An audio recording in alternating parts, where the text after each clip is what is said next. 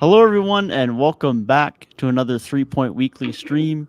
Today, we are joined by one of the number one fans of the pod, Garrett, Super Mario Hoops. Our first guest of all time on the pod is back as we're going to do an ultimate fantasy draft going into this season. We're using only current players. We're going to draft our best potential teams, 15-man rosters headed into the 2023-24 season. We're also going to discuss some potential starters for the upcoming season and some teams that have some interesting decisions to make as far as who's going to make it in their starting lineup and who's going to come off of their bench.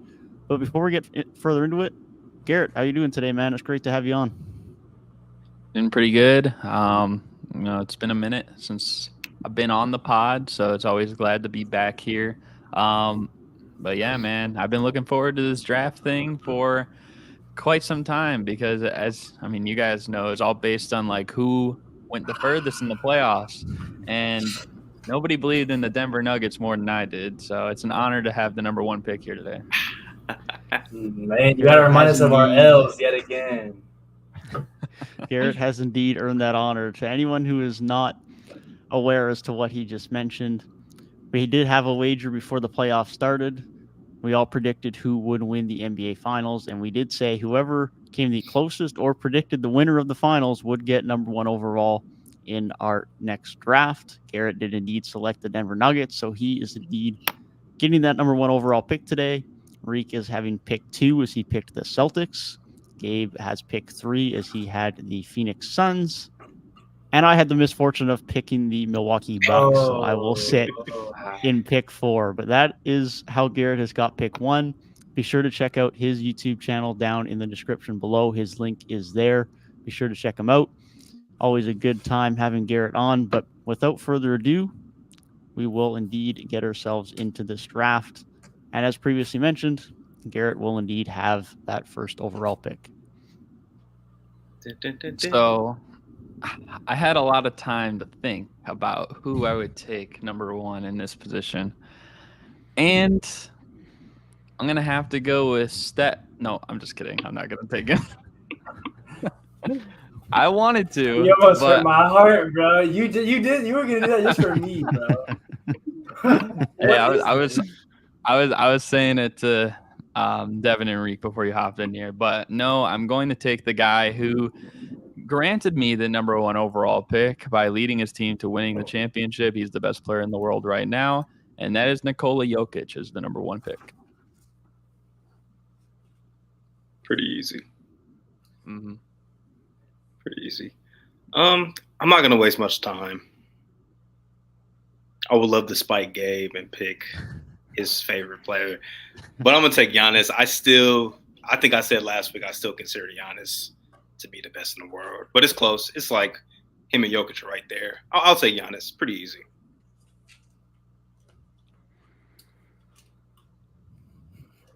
This shit is a formality. Give me Kurt Goat, bro. For Pepper. And Curry. Never would have guessed that Gabe would have taken Steph. Pretty easy pick. Well, for me, I guess that means that I have to take the guy who I think that's better than him at the point guard position anyways. Give me Luka Doncic, my first pick in this draft. Okay. And it gets a little bit more interesting. I feel like I could go a couple of different ways here, but I got to stick with the trend of my drafts. Reek does not get Jason Tatum. I will let him play alongside Luka Doncic. I was hoping he slid down. Can't be done, man. Can't be done. I always take Tatum. Damn so it's back to me. No, indeed. I'm gonna go. I think I'm gonna have to. I'm really close to going with what works because I know it works. I know it's so familiar. It was unstoppable. You know what? Actually, but I'm not gonna do that. You know what I'm gonna do instead? I was really close to taking KD because I wanted to get the Golden State Warriors, the super team, back together. But actually, I'm taking Joel Embiid because after the second best center in the league, there's a very significant fall off. So I know Garrett's going to have the best center. But beyond that, my center position is going to be better than both Devin and Reeks now. Good pick. Very good pick. See, this is where it gets tough. Since the top 2 point guards are off the board, I will take the third guy, which I think is still super elite, coming off the best season of his career, which is crazy to say because he's been getting better and better with age, other than an injury-plagued season a couple years ago, but still elite. Damian Lillard, I will take him to be my point guard with Giannis. That's probably who I was going to target next, honestly. So I'm trying to think, like, which way do I want to go? And I feel like, there's definitely one guy I feel like that separates himself from the rest of the pack. And if we're drafting a team, right now we're not drafting a team for 5 years from now. I still know this guy is one of, if not the greatest scorer in the league.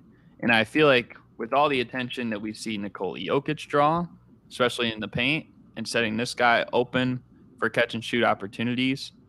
I mean, you were saying it, Gabe. This guy had, kind of like opened up his game playing alongside your number 1 pick. So I'm gonna go with Kevin Durant. He's a top 8 player easily. Him falling that far is. He couldn't slide anymore. Like I just had to. You have back-to-back picks, anyways, though. So. I do have back-to-back picks. What I want to do with that other pick, though, that is the question.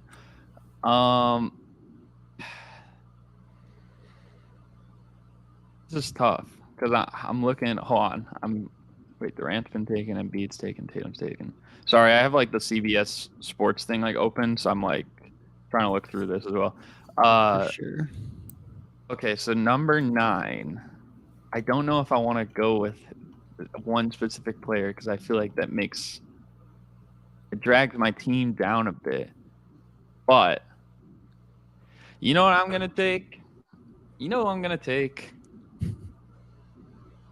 Because I'm not gonna do that. I'm actually not gonna do that. Who I will take, because think about how many stars we have on these teams. There's not going to be nearly the demand for this guy to play as much if there was a regular season. Come playoff time, I know he can show up. He can give it on both ends of the floor. And he's proven to be a winner multiple times and the best player on a team. Give me the claw. Kawhi Leonard. That's not what I thought you had were to take him. I didn't think that. I actually thought you were going another direction. I should have known better because you're such a Kawhi guy. But no, I was about to. I'll reveal it, I guess, when this person's picked. But I thought he was going a different direction too, so I'm gonna take this guy. Give me Anthony Davis. Good pick. No. Give me Anthony Davis. Sick. Him and Giannis in that paint. You got no pick and pop game. Ooh. AD's versatile. He's versatile enough in that mid range. I'll take that. I just feel like with AD, it's he always says how he never wants to play the 5, but he's most effective at the 5. And if I already have Jokic, it's how am I, gonna put him in there? I feel like at least with Kawhi, it's KD, Jokic, Kawhi. If I have a mix of high quality players, they can rest a couple games here and there. They don't need to go crazy. Playoff time, they can step up. That's how I feel with Anthony Davis too at this point. I was gonna put AD and Embiid together because I'm bro, the defense right there, especially with AD, I needed that because the guy who I guess I'm gonna take now is a guy who is, I think, the last player on this list that's the best player at his position. I'm gonna go with Devin Booker here for my third pick, and that's kind of the reason I wanted AD. I was hoping maybe Devin wouldn't take Booker. Booker can slide a little bit, and then it's maybe not the best defensive backcourt, but that great defensive piece to supplement that. That was a very good pick. I will tell you, Booker would definitely not have been there for you. There's no doubt about that. Okay, I thought about taking it. I assumed as much. That is a good pick. Puts me in a tough spot because AD and Booker in an ideal world were the guys I was going to be taking here, but that is no longer the case. I do need some size still, but I could go a few different ways here. This is an interesting one. This is very interesting. I think in the nature of similar to Garrett's pick with Kawhi, we got stars on the team. I can let this guy be ready for the postseason. I'm going to make sure I got Zion Williamson on my team. Okay. Make sure. Going to give me a little bit more paint presence in here. This pick I can go. I'm a little surprised. I thought he would. I didn't expect Zion yet, but that's not really a bad pick, especially from that perspective. It's like, yeah. When on the court, he can be in this conversation, and I got enough guys here. I can make do with him missing some time. This pick is tough. I feel like there's a bit of a separation in tiers here at this point in time. I could go a few different ways with this. I still need some amount of guard play outside of Luka. You need a Raptor. I do not need a Raptor. I do not need a Raptor. Scotty Barnes. Not right now. I think we're going to have to go else, with the second best guy at said aforementioned position that Gabe took Booker at. Give me Donovan Mitchell next to Luka in the backcourt. Darn. I was going to take him. Yep. Yeah, even if he was even if he was still there at my pick, he would have been in consideration. I'm gonna let you guys know right now. So I need a forward on this team, and I was between three guys. I considered Jimmy and LeBron, but I think, and it goes back to what Garrett was talking about, I don't have to rely on him to play as much. I'm building a team here. I'm going to go with the guy who knows he can be a second option. I'm going to go with Paul George. Okay. He can do it on – he's probably the best defender of those guys still, and he's the best shooter. And I feel like he's also the best suited to not be a number one option out of those guys. Interesting. I don't hate it. I was thinking about PG too. He fits so well with any of the I swear, fit is just so good. Kind of like KD. He can play with anybody. It's just that type of player. Just plug and play. Definitely. It's crazy that in this day and age, like LeBron hasn't been picked, and I really do want to take him, but I just don't like the fit on my team. I already got Giannis. Already got Anthony Davis. Two guys that are not non-shooters, and Bron kind of fits that mold these days. Leaves me in a tough spot, man. It really does.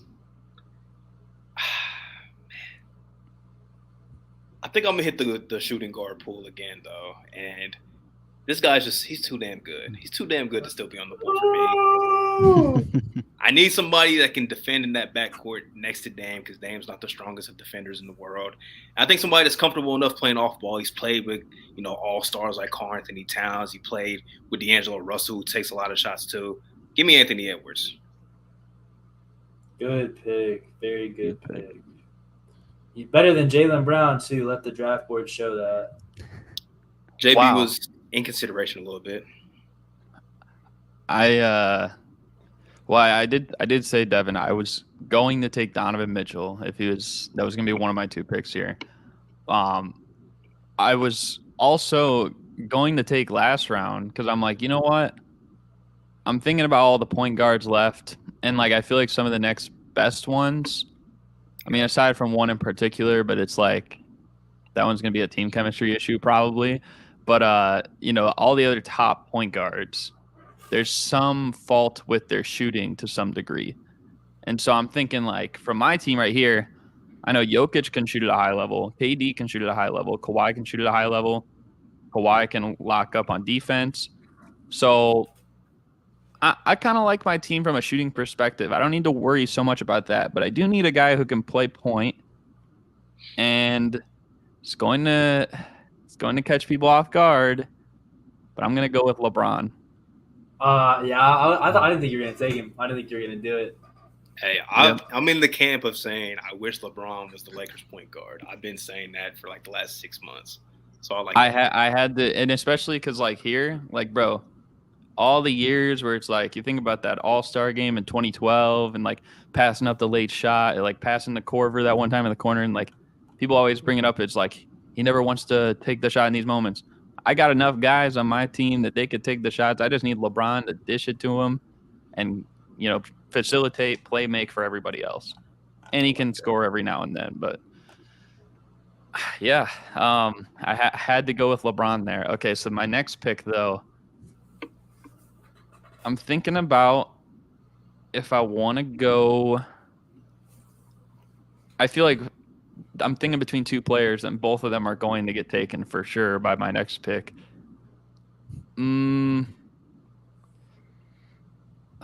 This is tough.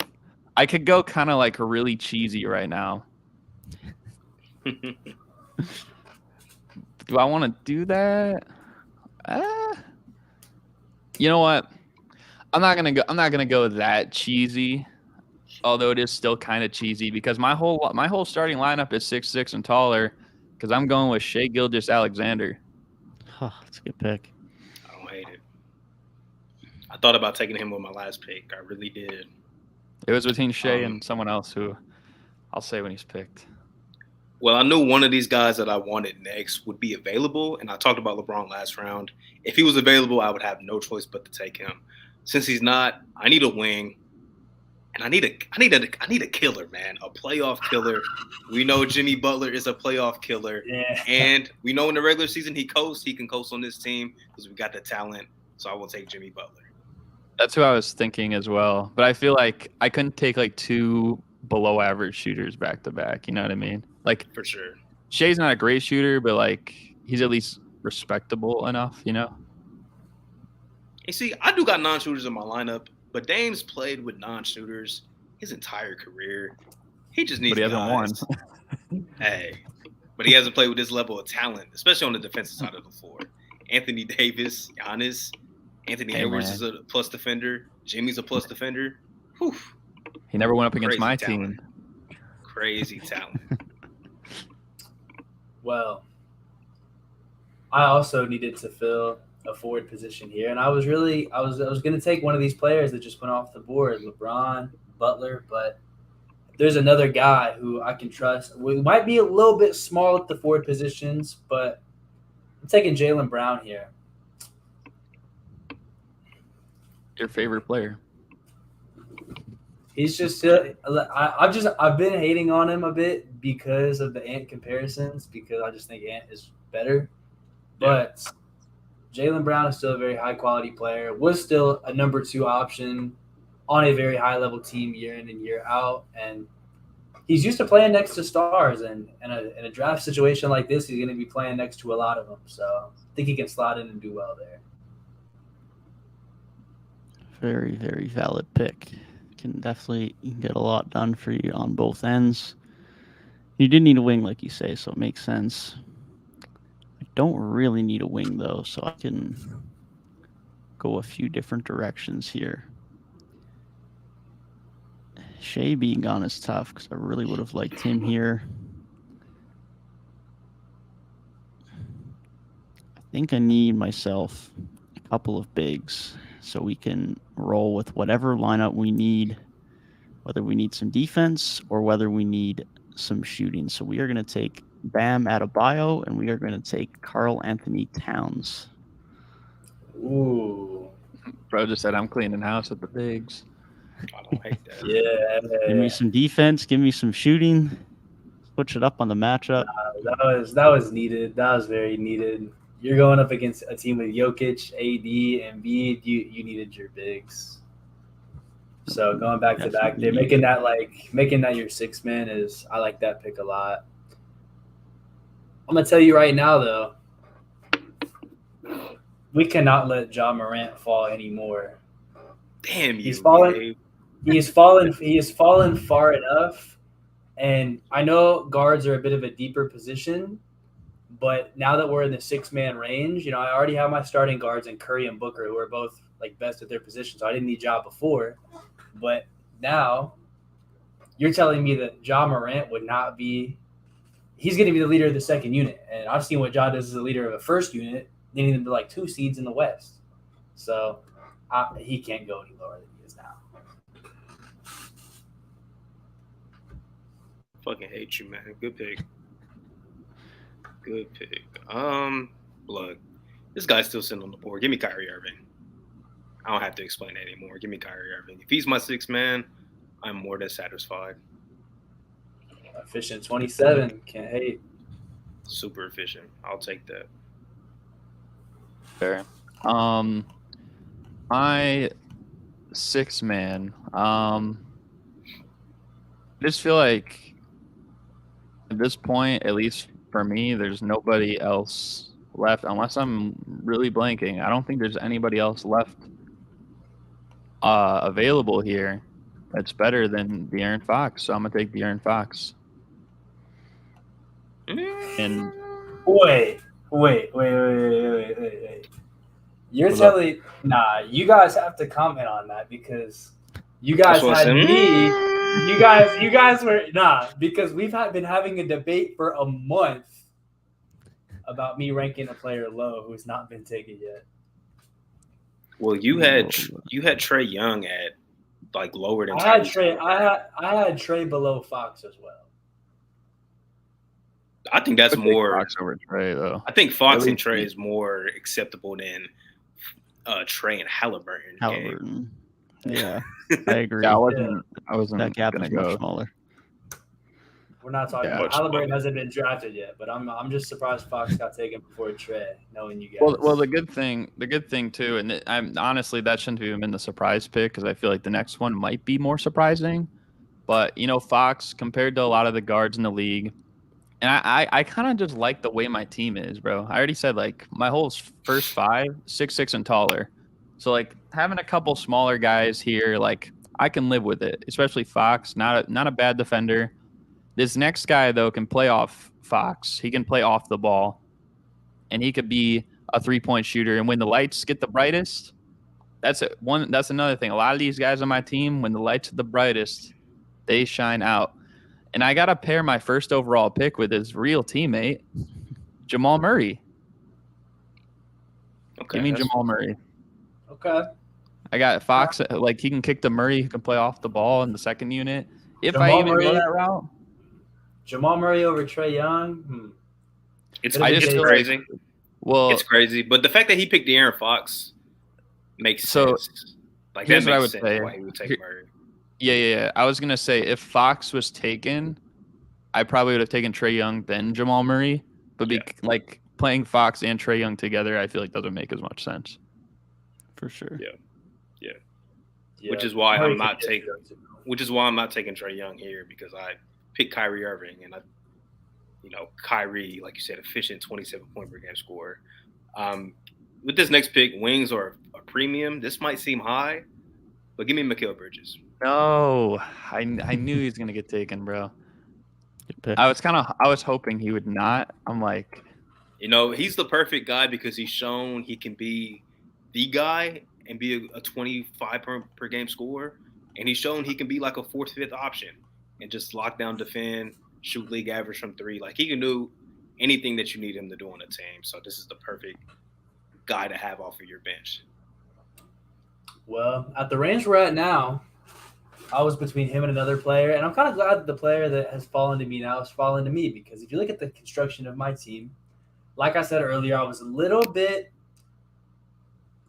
small at the forward positions and wanted to get that defense reinforced a little bit. And I almost thought about taking this guy when I took Jaylen Brown. And I'm glad I didn't because he fell this far. I'm taking Jaren Jackson Jr., Defensive Player of the Year. Good pick. He was on my board. Next guy up.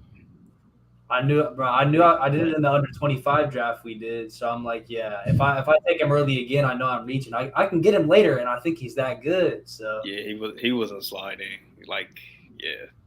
Good pick. Yeah, that is definitely a good pick. But I will say, I'm very happy that you guys have left Trae Young on the board for me because I do need a guard off my bench still to lead my second unit. So give me Trae Young as that guy. There's no way I can let him go any further. After that, like you said, Reek, wings are indeed a premium, and that's where I feel like I need to go with here. There's not many Raptors guys I feel like I can take in this draft, but Pascal Siakam definitely should be. Let me get some spicy P on my team. He was gonna be next for me. No more. Tough. Had to get Tatum from Reek and had to get Siakam for myself. It's my draft mandates. You checked all the boxes, man. If somebody wants to get him off the Raptors, then we might be cooking, bro. Let's see. This is a part where it gets tough. Looking at my positional list, most of the guys who are in those like top 5, they're all off the board. But now I have a great defensive bigger guy off the bench. So it kind of opens things up a little bit. I could take a wing. I don't have a bench wing yet. Could take a bench true big. A lot of options here. I think I'll take a guy who's a little bit more unique. I'm going to go with Domantas Sabonis. I was a little bit hesitant because his playoff performance was not great. But I know during the regular season, he does a lot on the offensive end, as does Joel Embiid. So while he's not going to have the same production as Joel Embiid, and it's definitely a different play style, our big position's a little bit more offensively based. But I think that's okay. I think he's a very good talent. And my bench unit, they're going to be running it, man. I got John and Jared already paired up together, and that's going to be a high-paced, little fun bench to watch. I appreciate you taking him because I did not want to draft Sabonis. I need a big that's a little more versatile. Garrett mentioned earlier, guys can't shoot the 3. Anthony Davis, not a pick and pop guy. This guy is a pick and pop guy. Can shoot from 30 plus. Had one of the best year of his career. Give me Kristaps Porzingis. Pretty simple right there, man. I think that's a steal of a pick at this point in the draft. I thought you were gonna go with someone else. I'm glad you didn't. There were 2 guys I was thinking, but I'm like, KP's too good to still be sitting here for me. I think I'm about to take the other one. So you know what? Yeah, I'll pick him first. The person I was thinking you were gonna take, who also you could argue had the best year of his career. He can stretch the floor from 3. He can defend. Runner-up a Defensive Player of the Year this past year. Splash Mountain Brook Lopez. Especially because, even though I think Jokic is a respectable defender, hey, man, I know everyone's going to be like, oh, you got no defense inside. How about now? You know what I mean? So, Great pick. The second pick I was going to go with, you guys kept talking about, these wings. And I was upset that Reek took Mikal Bridges because I'm like, that's the perfect guy. I got KD and Kawhi. If I get Mikal Bridges, I know he's never going to miss a game because he just doesn't miss games. I mean, this guy, while he's not quite as healthy as Mikal Bridges, I don't think anyone is.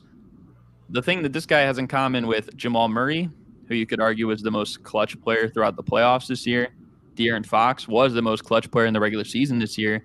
And this guy averaged the most points in clutch time in the regular season. He just didn't play as many games. I'm going to go with Brandon Ingram. It's a good pick. I like it. Definitely on my radar. Can do a little bit of everything, too. That's a good pick. This next pick is tough because there's a guy that's clearly better. But I think this guy will fit a little, maybe more because he knows how to play off the ball, just knows how to play without the ball more because he's just that guy. The other guy's been on the ball a little more. So I'm gonna take Desmond Bane here. I'm gonna take Desmond Bane. It's a good pick. I was hoping I was getting him. I was thinking about him. I like it. Take Desmond Bane. There's a clear guy that's better than him, but just for the fit of my team, I need Desmond Bane here. Was the guy you were talking about Zach LaVine? 1,000% Zach LaVine. I also don't think I can take Zach LaVine though, because I'm like looking at my team. I don't. Scoring is not what I need because let's be honest. If you're running a real NBA rotation, it's not just going to be like 5 bench guys out there. So it's like, Dude, this guy's probably going to be on the court with a Curry, with a Booker, with a Paul George. There's plenty of scorers. And so I think I'm going to take a guy that does everything else that also might not be as good as those guys. And it might be a bit of a reach, but I go again pretty soon after Devin's picks. I'm going to take DeJounte Murray. I think having him out there next to Ja or out there next to Curry, like he's a guy who can definitely play make, be on the ball. Whereas those, like, especially if he's out there with Curry or Booker, they can be a little bit off the ball, spacing the floor, run some interesting plays with that. I don't have a good defensive guard on this team, so I think that's something I really needed is somebody that I can throw at opposing guards. Like that, that's pretty much one of the biggest things I'm missing. So I think he fills a couple holes on my team. A bit of a reach, but I think something I needed for my roster. I actually don't mind that pick, but I feel like the last couple picks have just been like, it's just like been weird for your team. I'm not saying like it's bad. It's just like weird. Like Jaren with Sabonis with DeJounte, you know, I know it's like, yeah, I don't know. Yeah, I don't know if there's gonna be staggered minutes because I honestly I would say in retrospect I kind of wish I took Brook Lopez over Sabonis. I was really not feeling that pick at all. And if I could have gone back and changed it, but I was not about to call that mulligan. I had to rock with it. I had to take it on the chin. There's another guy you could have taken over Sabonis that would have been a better fit. Just saying, he was there. Very true. But I will say, your team is not going to rebound good at all, so you might need Sabonis because he's an amazing rebounder. This is true. This is true. This is a tough spot. There's a few different directions I want to go here. Like you were alluding to, Gabe, like don't really need guys that are just out and out bucket getters at this point. So it makes me want to go a few different directions with these picks. I think because of that, pick number 1. We know defense is always hardest to come by at the guard spot. So give me Drew Holiday. Give me some defense off the bench when needed. Might not be the best playoff performer in the world, especially in the offensive end, but very few guards in the league that can defend like him. So I will gladly take his defensive prowess off of my bench. And I think I'd like to take one more wing before we fall too much further into this. And injuries have been a concern, but when he was healthy in the playoffs last year, we saw that he could still play. He's proven to be a number 2 on a title-winning team. Oh, Give me Chris Middleton. Give me Chris Middleton. Next pick, bro. Oh, my Not bad. That's a solid pick. Dev, stay sniping me, bro. So, stay sniping my picks. All right. Picks, man. My next one's going to be another weird pick. I need y'all to hear me out. I'm making this pick not based on talent, but based on impact. I have a lot of great offensive players that are in my starting lineup. We've had to pick it up on the defensive end. And we got some star-studded rosters. So I'm going to take the guy that was guarding KD. The guy that was guarding LeBron. The guy that was guarding every team's star player. And got a fucking championship doing it, bro. It's not a weird pick. Very good pick. Give me Aaron. Was very much when you said that though, like that it was a weird pick. I was thinking between him and one other player. That's why it's so crazy. I started considering Evan Mobley, but I was like, nah, he's too redundant of Jaren. Yeah, that's a great pick. Aaron Gordon can do whatever you need him to do. You know, I keep having this thought in the back of my head of, oh, Rick, you don't have any pick and pop guys. You don't have any pick and pop guys. All right, so I'm gonna get another guy that can do a special thing and that's shoot the damn ball. Give me the marksman, Bulls legend, Lowry Markkinen. I respect that. It's a good pick. I was indeed thinking about him. So for my 2 selections, I'm contemplating taking a certain player, but do not know if I want to go that route. I'm going to, I got my backcourt on the bench, Brook Lopez in my center, my defensive anchor, and then Ingram is like one of the wings. I'm just trying to think, like, I'm kind of missing another forward.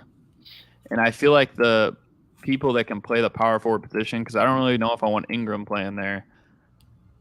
People that can play the power forward position it feels like it's running thin. And there's only maybe a couple guys. Gabe, that was a good choice at Aaron Gordon, and Reek, that was a good choice at Lauri Markkanen. There's about 3 guys I'm considering. And although I don't like him, I'm basing my team off winning, defense, and people that know what it takes in the biggest moments. And maybe in a limited role, he won't be quite as big of a problem on the court because it'll be like my 9th or 10th man. But I know he can find Jamal Murray. He can find Brandon Ingram running off curl screens. Give me Draymond Green. Okay. I like it. Good pick. And so with my next pick, hold on, wait. I'm trying to see. So we've taken. Okay. I had to look at all the guards that have been taken. So, Devin, you said you picked Trae Young. Yeah. Who could run my third unit in a solid way? I don't know if I want anyone that I would consider defensive liability. But I also don't have to go with a guard here. I also might want someone who could be a nice scorer. Maybe someone that's a little bit bigger, honestly, because Fox and Murray, they're both kind of point guard size. So I might go for a combo guard here, and I think that's what I'm going to do. I'm gonna go with very own for my Bulls, Zach LaVine. Good pick. Dang, he Couldn't was fall on the any board. further. Wow. I was thinking about him. He had to be taken if he was still up at my next pick. Yeah. I thought he got picked for some reason. I don't know why. It's because I brought his name up, but I didn't take it. Yeah. Jeez. One thing I'm lacking is a supreme playmaker, and this guy's still on the board. Oh, He's been a 10 assist guy 3-4 seasons in his career. Oh, wait, never mind. Nah, I'm not taking Hallie. I'm taking James Harden. Okay. All right. I'm taking James Okay. Harden. Oh, I didn't even think you were gonna take Harden. No, I knew this I'm guy taking was it. taking Somebody Harden. It's a Harden guy. That's my guy, man. I gotta take James Shit. here. I'm not because you know who I'm taking? I know you're. I had to take it for the agenda. I got Curry and Halliburton and Jaren. Bro, come on. This is the all-time biased draft. But realistically, now you look at all these weird picks I have above here. Halliburton, he's gonna find them all, bro. He's gonna find them all, and he's not gonna take stupid ass shots, which for star players is sometimes a challenge. He's gonna have to find them all because y'all ain't stopping What do you nobody. mean? Y'all ain't getting no rebounds. This is team offense, all right. This is team offense. Hey, I wouldn't But expect anything else from you. Gabe. Honestly, the rebounding is poor, but that bench unit was really strengthening my defense. Jaren Jackson Jr., Aaron Gordon, DeJounte Murray, those were all defense-based picks. Even Jaylen Brown, the last pick of my starter, Paul George. Even Embiid is a very good defender. There's good defense. It's just the rebounding. But I do think I have a good mix of offense and defensive talent, especially strengthening my defensive wings. Yep. I don't hate it. That's very valid. That is a very good pick. Halliburton was definitely going to be my pick here if he was still on the board. But unfortunately, you couldn't allow that. So we're going to have to go a different direction at the guard position. I would have liked Halliburton for someone who could be a little bit more off ball, a little bit better of a three-point shooter, but this is a player who still has played off ball at times throughout his career, but can be another one of my primary facilitators at times if needed, and that is going to be Jalen Brunson. I knew it. I knew you were going to take him. Thought about him. That's okay. felt like him and Kyrie was a little too redundant for my team. I had like 3 picks planned in my head for my next one, and that was one of them taken. So it's tough. That is definitely tough. Now, this pick could go with the big, or I could go with the wing, but I feel like there's one big that sits a bit above the rest of the pack right now as far as his overall impact. Not the best rebounder in the world, but will give me more good rim protection. Another guy who can give me some shooting. Another guy who I thought was going to get taken earlier when some 3-point shooting bigs were getting taken, but give me Miles Turner. Give me my third big. It was between him, KP, and Brook Lopez when I made the KP pick. That's a great pick. I will take getting him 4 rounds later. Another big that had the best season of his career. 100%. That's why when Garrett said that, I thought he was going Miles Turner. Like, I really did. Oh, really? Yeah. Yeah. Well, dang. I'm going to keep going into team defense because I started off as team offense, but now we're back on team defense. I keep going back and forth. So listen, I took Jaren. I always commonly give this narrative of how Jaren came in and he really flipped the Grizzlies defense into being mediocre to being top of the league. And I'm taking to take another guy who also took his team and flipped them from being a solid defense to being one of the best in the league, to the point where his rookie year, they were top 5. And last year they were number 1. And he was the main reason of that. I'm taking Evan Mobley.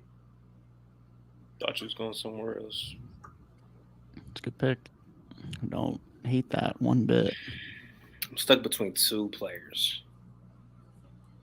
Both fit that same mold that Gabe was talking about. But given that this guy won't have to play a lot, so he'll be healthy, play next to Giannis if we need him to. Really good rim protector. Underrated offensive player. Give me Robert Williams III here. Good pick. Figured you had to take him at some point. Had to. I got 2 Celtics, so I can sleep good at night, knowing that I picked 2 of my guys. So I'm just looking at the draft. We're in round 12. By this point, most of these guys probably aren't going to get a whole lot of playing time. So I'm thinking of specialty players. Where can I exploit on the weaknesses of other teams? And so I guess the first pick I'll make before I get to the more controversial one is you can never have enough wings, right? This guy is a proven champion. He is a proven, actually improved defender in recent years. And I think was it this year? I believe he shot maybe his career best or one of his best seasons from 3-point range as well. I'm going with Andrew Wiggins. He was gonna be my next pick on the all bias team. I don't dislike it. That's a good pick. That's a good pick. Okay. Now this next one might seem crazy, but like I said, we are like 12 rounds deep. We're in the 13th round. I'm thinking a specialty player. This guy might only play like 5 to 10 minutes. And if someone does get hurt, maybe he plays about like 15 minutes, because I have Jokic at the center position, pretty durable for the most part. Now, Brook Lopez, he can have his injuries. Draymond, yeah, I mean, he plays for the most part, but he can play a small ball 5. So this guy really could be like my 4th option at the center position. And, when you said Devin about Miles Turner, this guy, I think it was with Miles Turner, this guy stands above the rest. Well, this guy stands above the rest quite literally, and he has not touched the NBA court yet, but I am taking Victor Wembanyama. Somebody had to do it, right? I guess. I'm just thinking, if let's say Jokic goes out, bro, if I have a 7'4" guy that can stretch the floor, protect the rim, maybe for like 10 minutes a game, I mean, that's not too bad. That's all I can ask him for. He doesn't have to be my starter right now.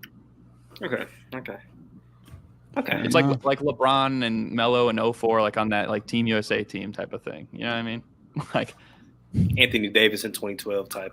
Yeah, I like it for the memes. Well, since we're talking about specialty guys, like you said, Garrett, these guys might only play like 5 or 10 minutes. But this is a guy that can score, I don't know, 37 points if he plays 12 minutes, right? Give me Klay Thompson, man. I like it. I like that pick. That's a good pick. He fit in alongside other stars as well. It's time to get freaky, gentlemen. Freaky, you said? It's time to get freaky, gentlemen. Oh my God. So listen, I'm taking Chet. Bro, Bro. I literally just read his name right when you. Nah, bro. Because listen, this is now 3 guys that I can just throw in on the defensive end, and I know they're gonna wreak some fucking havoc. Actually, 4 guys, bro. Between Jaren, Aaron Gordon, like Evan Mobley, and Chet, like 4 of my late picks are guys who I think are among like the best defenders in the entire NBA. Kong was good. Gabe, I beg of you, like, could you run a lineup with like Sabonis at the 1, like Aaron Gordon at the 2, Mobley at the 3, Chet at the 4, or something like just something crazy? Like, can you do something like that? Like for the memes, man, like just run all those guys on the court at the same time. It's gonna be just Curry out on the 3-point line. Come on, Something like that. Team Like, D- just do that, bro. They're all gonna screens. It's gonna be 4 screens. Curry's gonna run around 4 screens. He's gonna shoot the 3. We're gonna come on the other end, and the other team's not scoring. All good, Con. This We guy- appreciate you for tuning in, man. We appreciate you. For real. Always appreciate it. We did go an hour earlier live today, so that is Facts. definitely valid. But no, this man is concocting a very interesting combination of players. I will definitely give you that. Very interesting, bro. You guys can't tell me, but my team would not be incredibly fun to watch on the basketball court. For better or for worse, but I would watch, I guess. I would watch. There's no doubt about that. It'd be very, very interesting to say the least. I feel like I can go anywhere other than a big here. We're talking about specialty guys, but man, there's still some dudes that are a bit of a tier above in terms of getting buckets. And I could still use a guy or two that can get some buckets because I've got a lot of guys that are lying their cap a bit more on the defensive end. I've got quite a few bigs.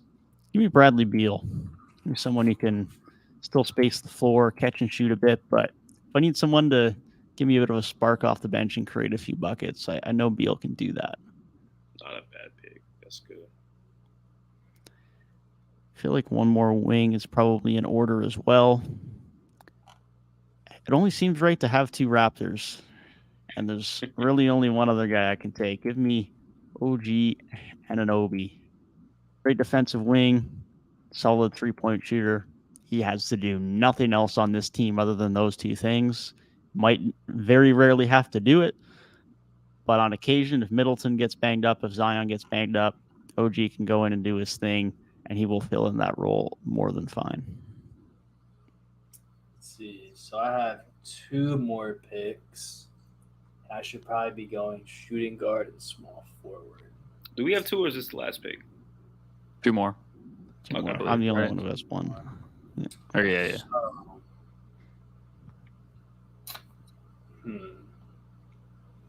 I think it's time. I'm gonna go with Marcus Smart. Bro, what the?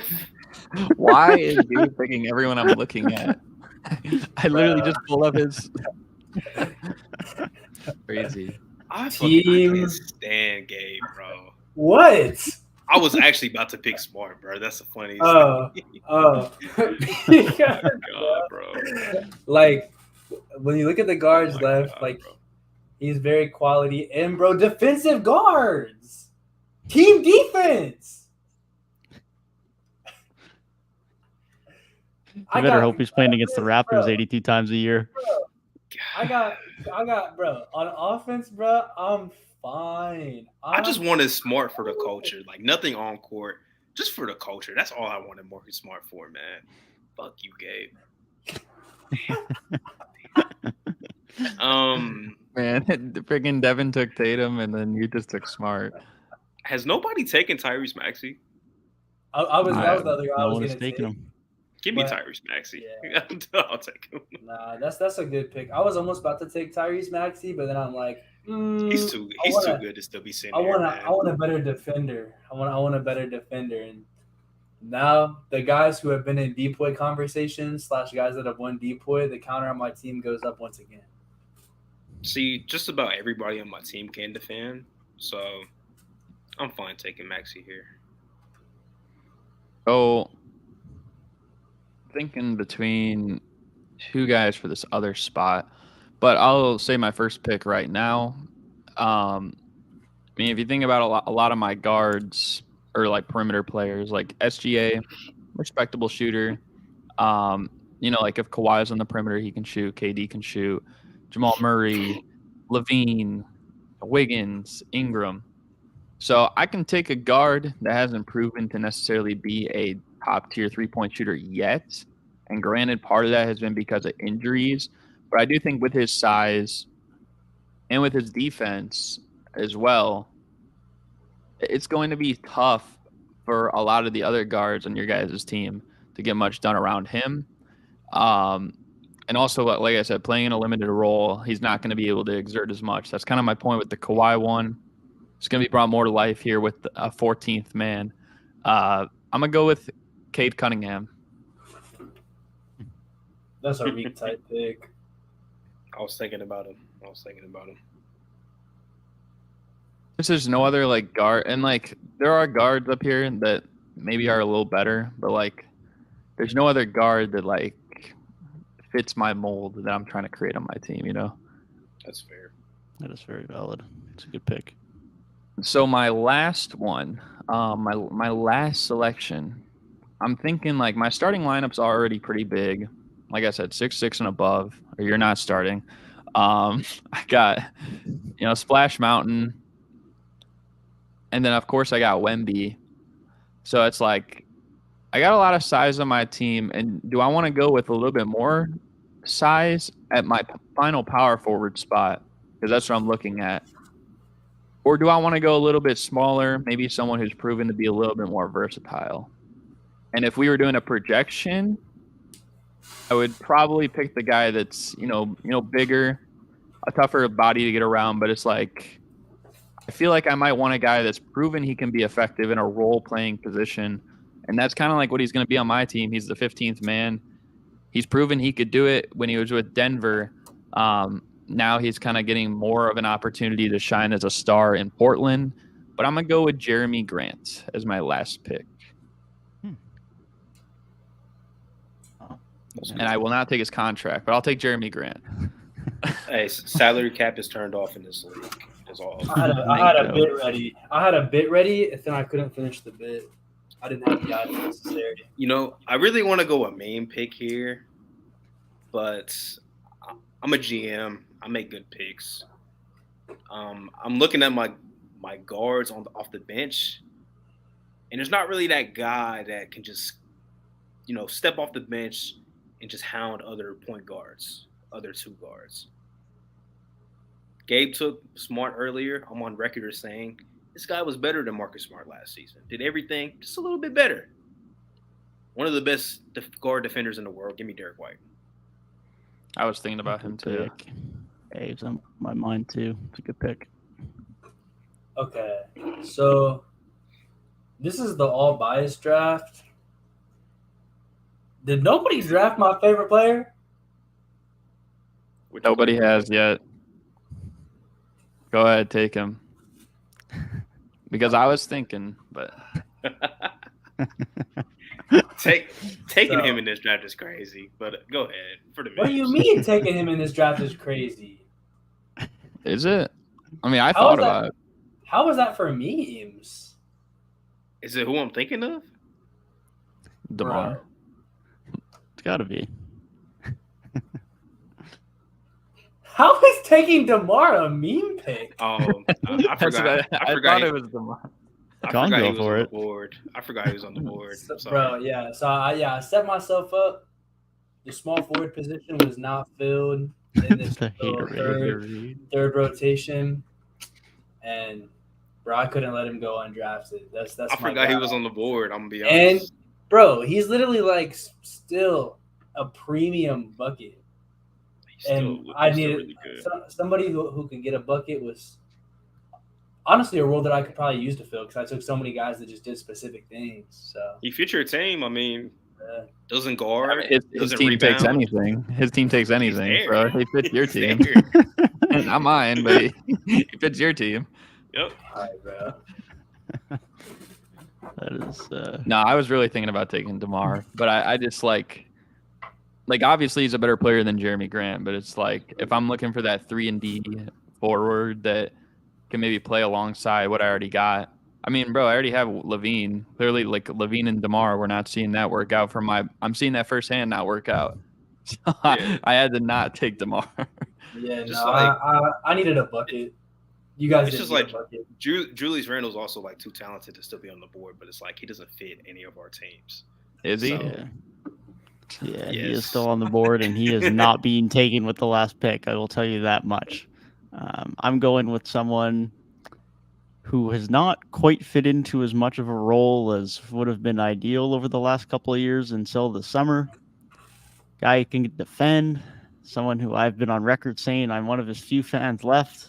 Give me Dylan Brooks, man. Oh my! Give me an instigator as my 15th No man. way He can that get Dylan suspended Brooks all he got wants. drafted, He bro. doesn't have to play most of the time. He can just instigate, you have defend. to- He can foul out every game if he wants. I don't care. He can just be an instigator and be a good Bro. physical defender. It's my 15th Bro, man. you might have Bro. the worst team now just because you have Dylan Brooks. Dev, Over I the think we should have Salty, sent you guys taken. packing. I think we should have taken I should have taken Nurkic, and you should have taken Dwight Powell, just so our teams could be instant rivals. I was definitely thinking about it. I was thinking about that here. I was thinking about Wendell here. I was thinking about a few different. other picks guy I of was the- Gonna take for Jeremy Grant was Paulo, but I'm like he's not as developed as a 3-point shooter yet, and I just took Cade. That might be kind of a nasty like third string, but yeah. Yeah, My team's I getting was thinking taken about to the promised upside. land, bro. Upside. Yeah, Chet- the upside's Chet there. is That's why I taking said us- like if I was predicting like 5 years from now, Paulo for sure. But like right now, if I need like a 3-and-D power forward that can just kind of get a few open opportunities. I mean, I got Levine and Cade creating. Wiggins can create. So like Jeremy Grant can just stand in the corner and then he can just lock up one of the main guards on the other team, other When side. he used to stand in the corner, he was like 40% from three. So That's what I'm like you saying. said, Like his played that Denver role days before. too. Yeah. Yep. Bro, Scotty might have not gone if we went like 10 more picks, bro. Scotty might still be on the board. Yeah, Scotty's I would not take a ways to go still, unfortunately. Hopefully this time next year when we're doing this, he will be drafted, but Possibly. this year it's tough. He's Yeah. got some talent, but there's still a lot to be figured out, and his fit alongside stars not ideal as of right now. My honorable mention pick would have honestly been J-Dub. That's a similar position group, and I thought about him, but I couldn't pass on DeMar.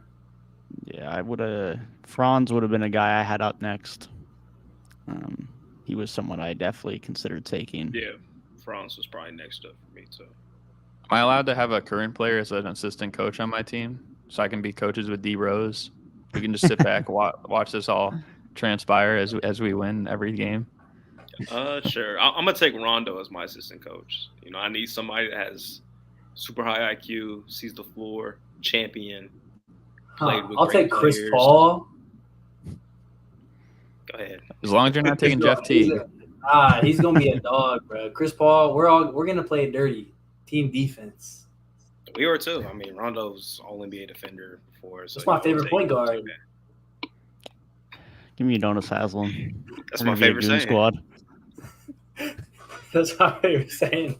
I wanted to take UD, but he retired. So I was thinking between him, DeAndre Jordan, Ish Smith, Jeff Green. Like I just needed a vet on my team somewhere. Boban.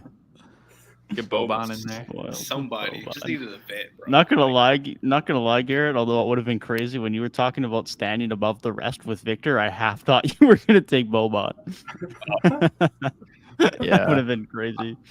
I mean, what even is like Do we know for sure what Wemby's height is? Like, because some say he's 7'3", some say he's 7'5". So, like, no I have idea. no I think he's idea. 7'3" and a bit, but I don't know exactly. Yeah, then I Coach, guess. give me Coach yeah. Spo. I want Eric Spoelstra. I thought we was Basketball coaching. Reference has him listed as 7'4". I think I can't confirm this for sure, but I feel like the measurements I've seen is like 7'3 3/4, something like that. But I Yeah. could be off. But hey, I'm telling you, Kong, if Barnes starts balling this year, the propaganda will be pushed. And we got 2 Raptors fans on the pod, so the propaganda will very much be pushed. Do not fear. Although I say that, if we play bad off rip, which I'm expecting, that propaganda will also be pushed. So it's. I like Scotty Barnes too. It's just I don't like his situation at all. Like, Yeah, it's they just need not, to trade those older guys, please and thank you. it's not built for him. You know, it's so funny because I was watching. JJ put out a clip. He has Evan Turner and Iggy coming up on his pod, and Iggy was saying Philly fucked up Evan Turner's career because they drafted him. And I didn't even think about it because I'm like, it's so fucking redundant having another point forward when you already had Andre Iguodala on the team. Like, I didn't even think about that until he just said that. I'm like, that is so true. Yeah. I mean, if you think about it too, because what his best season was that year. Well, it was after Holiday left and after Iggy left, but like that year he got traded to the Pacers. Like before that was like his best year. Then he went to the Pacers and like, yeah, and him and Bynum and like apparently the chemistry was off. I don't know really what went into that. Yeah, that was such a that was like 2014, I think. It's that time. Yeah, Evan Turner was so great in college, and he was so good with the ball in his hands too because he was a smart player. Could get his own shot in the mid range, get to the bucket. It just, I'm not saying he would have been different if he was in a different situation in Philadelphia, but you never really know. Like Tyrik Evans, when he had the ball in his hands, looked elite. Evan Turner looked good with the ball in his hands. It's just, situations can make players young in their careers, and that can affect them just how they grow, into their later years. Chicago's very own Evan Turner. Legend.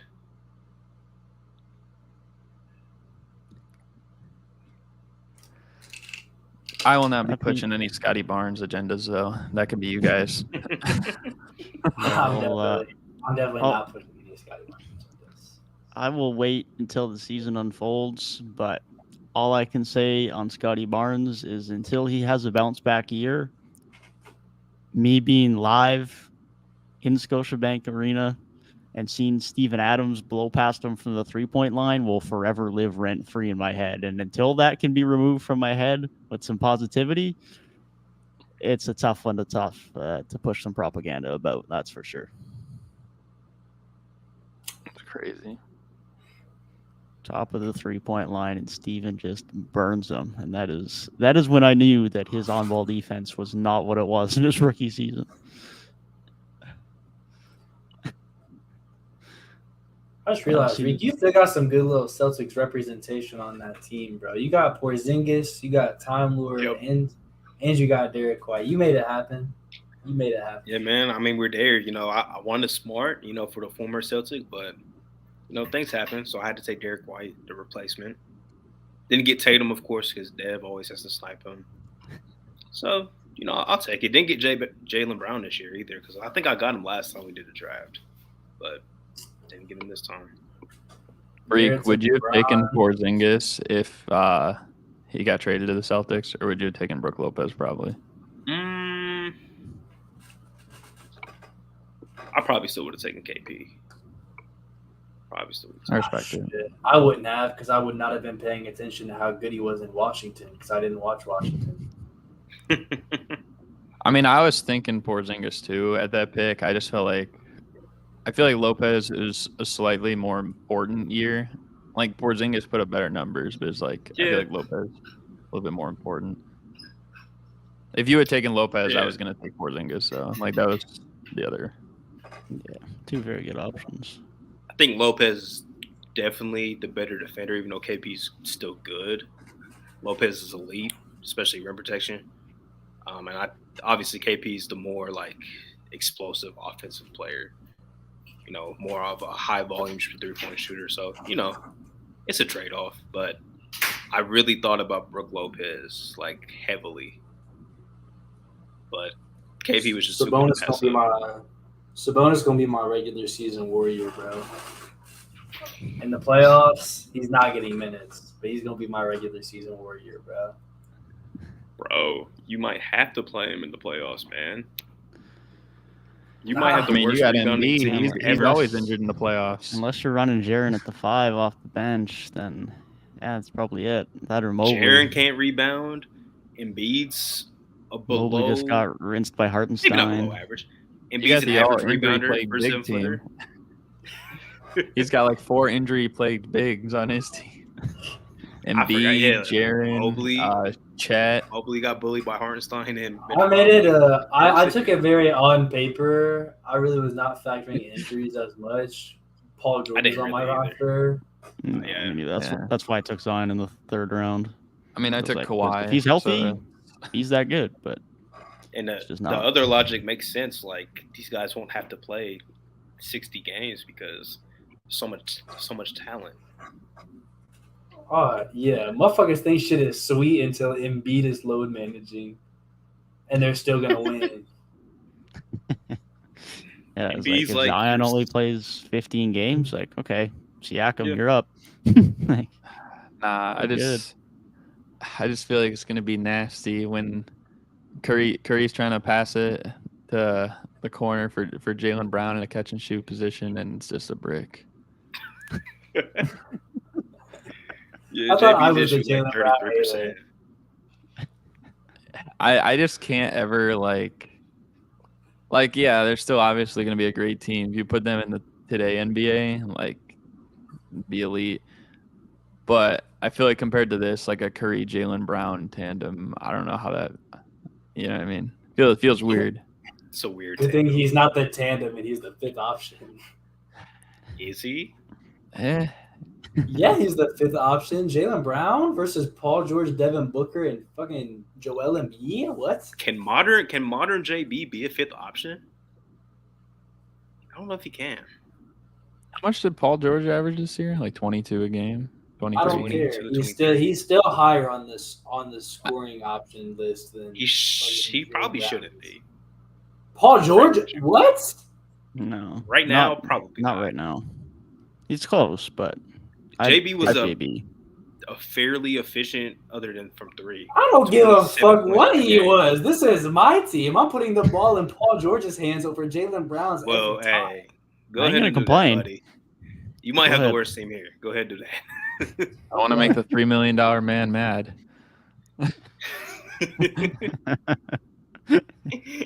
He gonna have Gabe coaching basketball in Saudi Arabia. That's crazy. That's bread. That is bread. Nah, I feel like for me though, like I think I got everyone I wanted except I was thinking Mikal Bridges, especially. And I was looking at the power forwards there, but it wasn't like a deal breaker with Markkanen and Gordon. But I think the other one too is Brunson. Like I was thinking if I could get Brunson on my team and if I could get Mikal Bridges on my team, I mean, that would have been like the greatest thing possible. Yeah. But I don't know. I'm still confident in my team. I might have sniped Mikal early. Or maybe it was perfect range for him. But I was thinking about him when I took Kyrie, honestly. Devin, would you have taken Mikal if he was there when Siakam was picked? Probably. I probably would have went I'd have to remember the order. I think I took Young and Siakam, so maybe not. Yeah, I did take Young and Siakam. So yeah, probably not. I think I still would have still went Pascal. But I would have thought about it for sure. I feel like Gabe may have still took a big, so he might have made it back to me if I didn't take him there. But yeah, it's a chance, but definitely not a given. I was trying to play it so sly because, like, when you said like we're the sparse on wings, like you said that Devin, and then I think you said that Gabe for DeJounte Murray, and then like Reek, you said it again. I think for or no, you just said it for Mikal, and I'm like, bro, like they're gonna take Ingram. I'm like, I just know they're gonna take Ingram, but I was fortunate. I thought about BI too.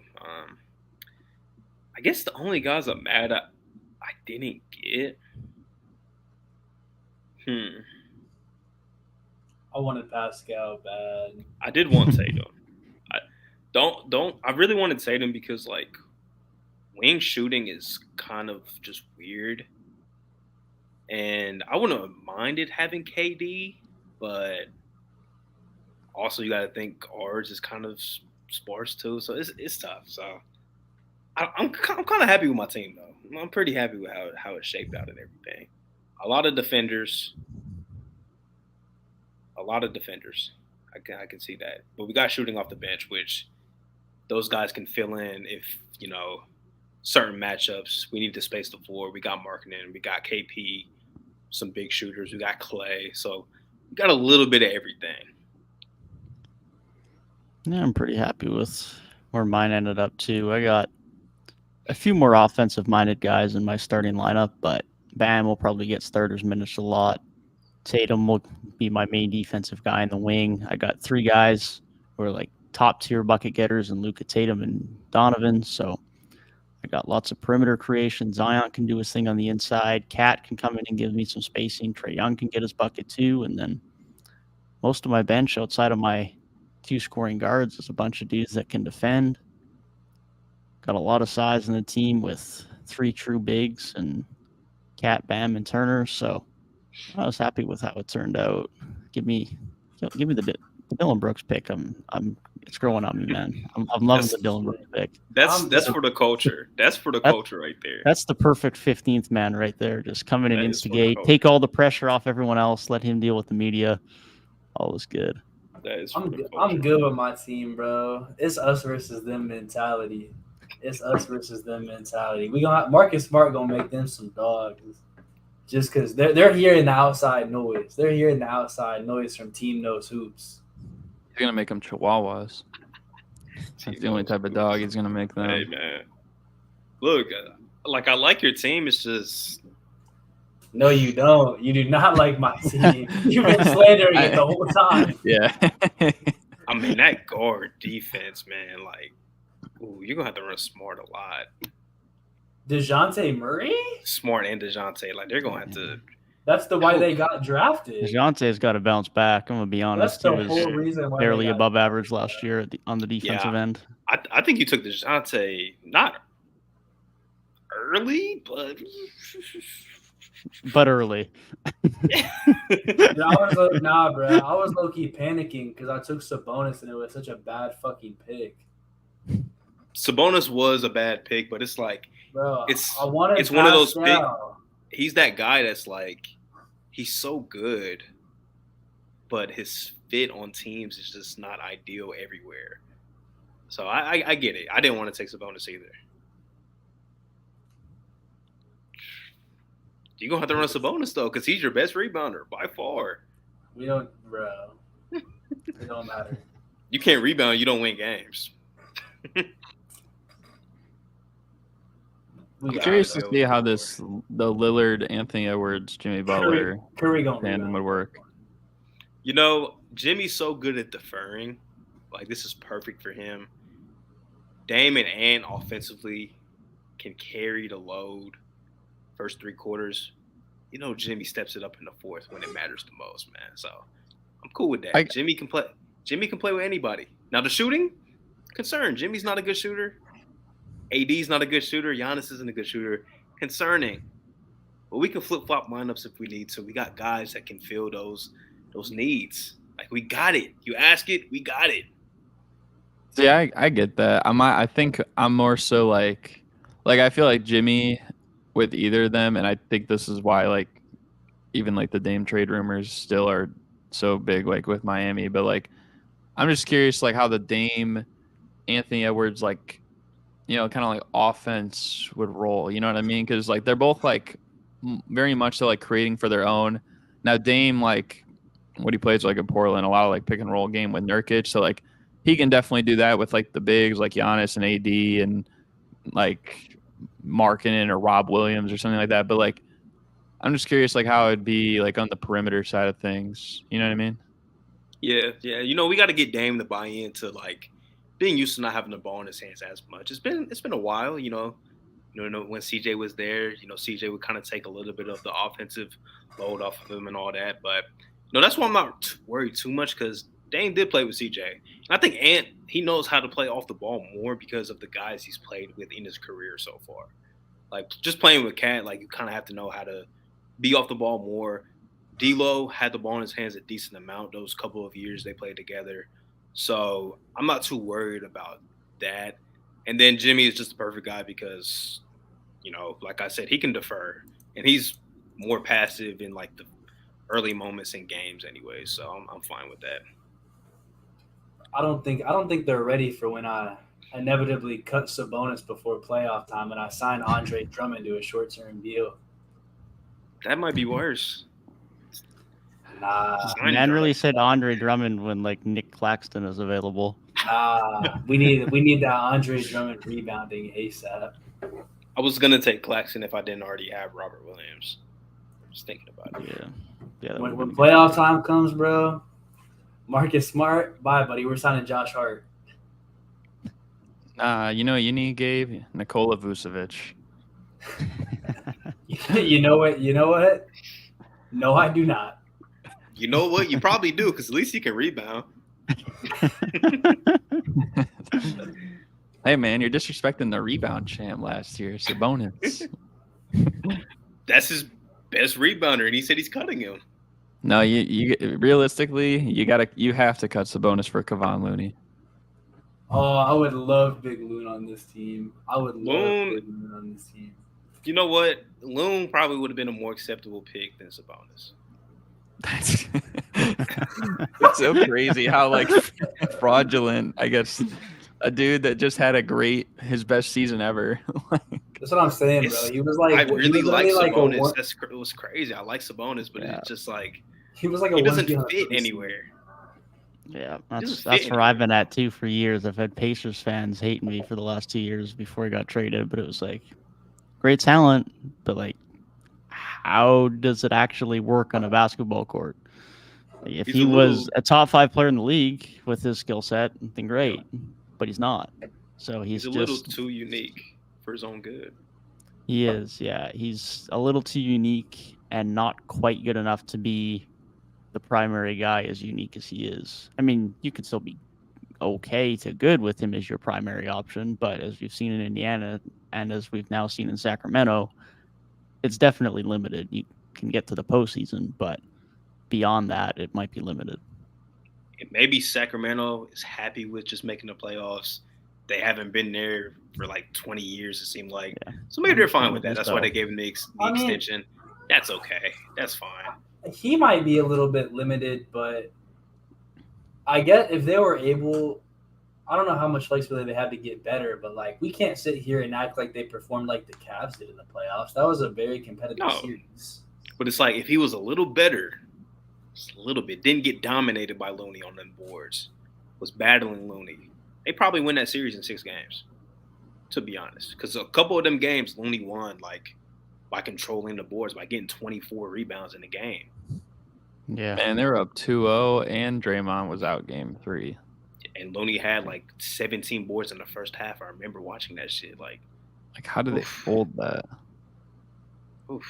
But, you know, maybe on Gabe's team, though, Sabonis won't be asked to be a 20-point per game scorer, dish out 7 assists, and rebound. Maybe you could just focus on rebounding. Listen, I got guys with stuff to prove, bro. I have a lot of guys. I got a lot of guys with allegations to beat, bro. Jaylen Brown with the left hand allegations, bro. Sabonis with the ass in the playoff allegations. Like people just think DeJounte Murray's not good anymore.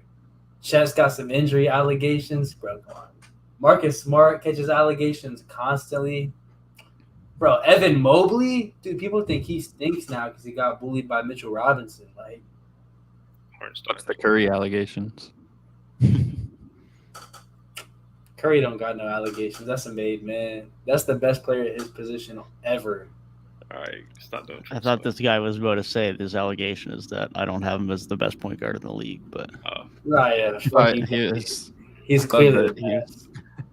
I thought he was going to say something off the court. But, you know, Best hand-eye coordination ever. yeah. Yeah, nah. My guy Steph, listen, go get you some bitches, bro. Oh wow. I don't. The one guy I wish I had from Gabe's team though would have been Ja Morant. Like I wanted to say Ja, but sniped him right before I picked him. Got John Jaren back together, bro. I've seen the actual Grizzlies do good with them in a You're worse basically situation. the Memphis Grizzlies, bro. Yeah, I got smart. I considered Bane, but then I think he got taken like right under my nose. I think Yeah, I like, right still before can't I, remember. yeah, right before I took DeJounte. Yeah. Bane, that might have been. That was probably a good range for him. Nah, that was a good pick. I would have taken him there otherwise if you didn't. That Drew Holiday or Chris Middleton would have been Bane for sure. It's just like Levine's clearly a more talented player, a better player right now, but Bane can play. He can play off the ball. He can guard. He can be a secondary playmaker if you need him to. Like, Bro, Halliburton's he like can do the 7th or 8th best player on my roster, and I took him like 10th. Or I think I took him 11th.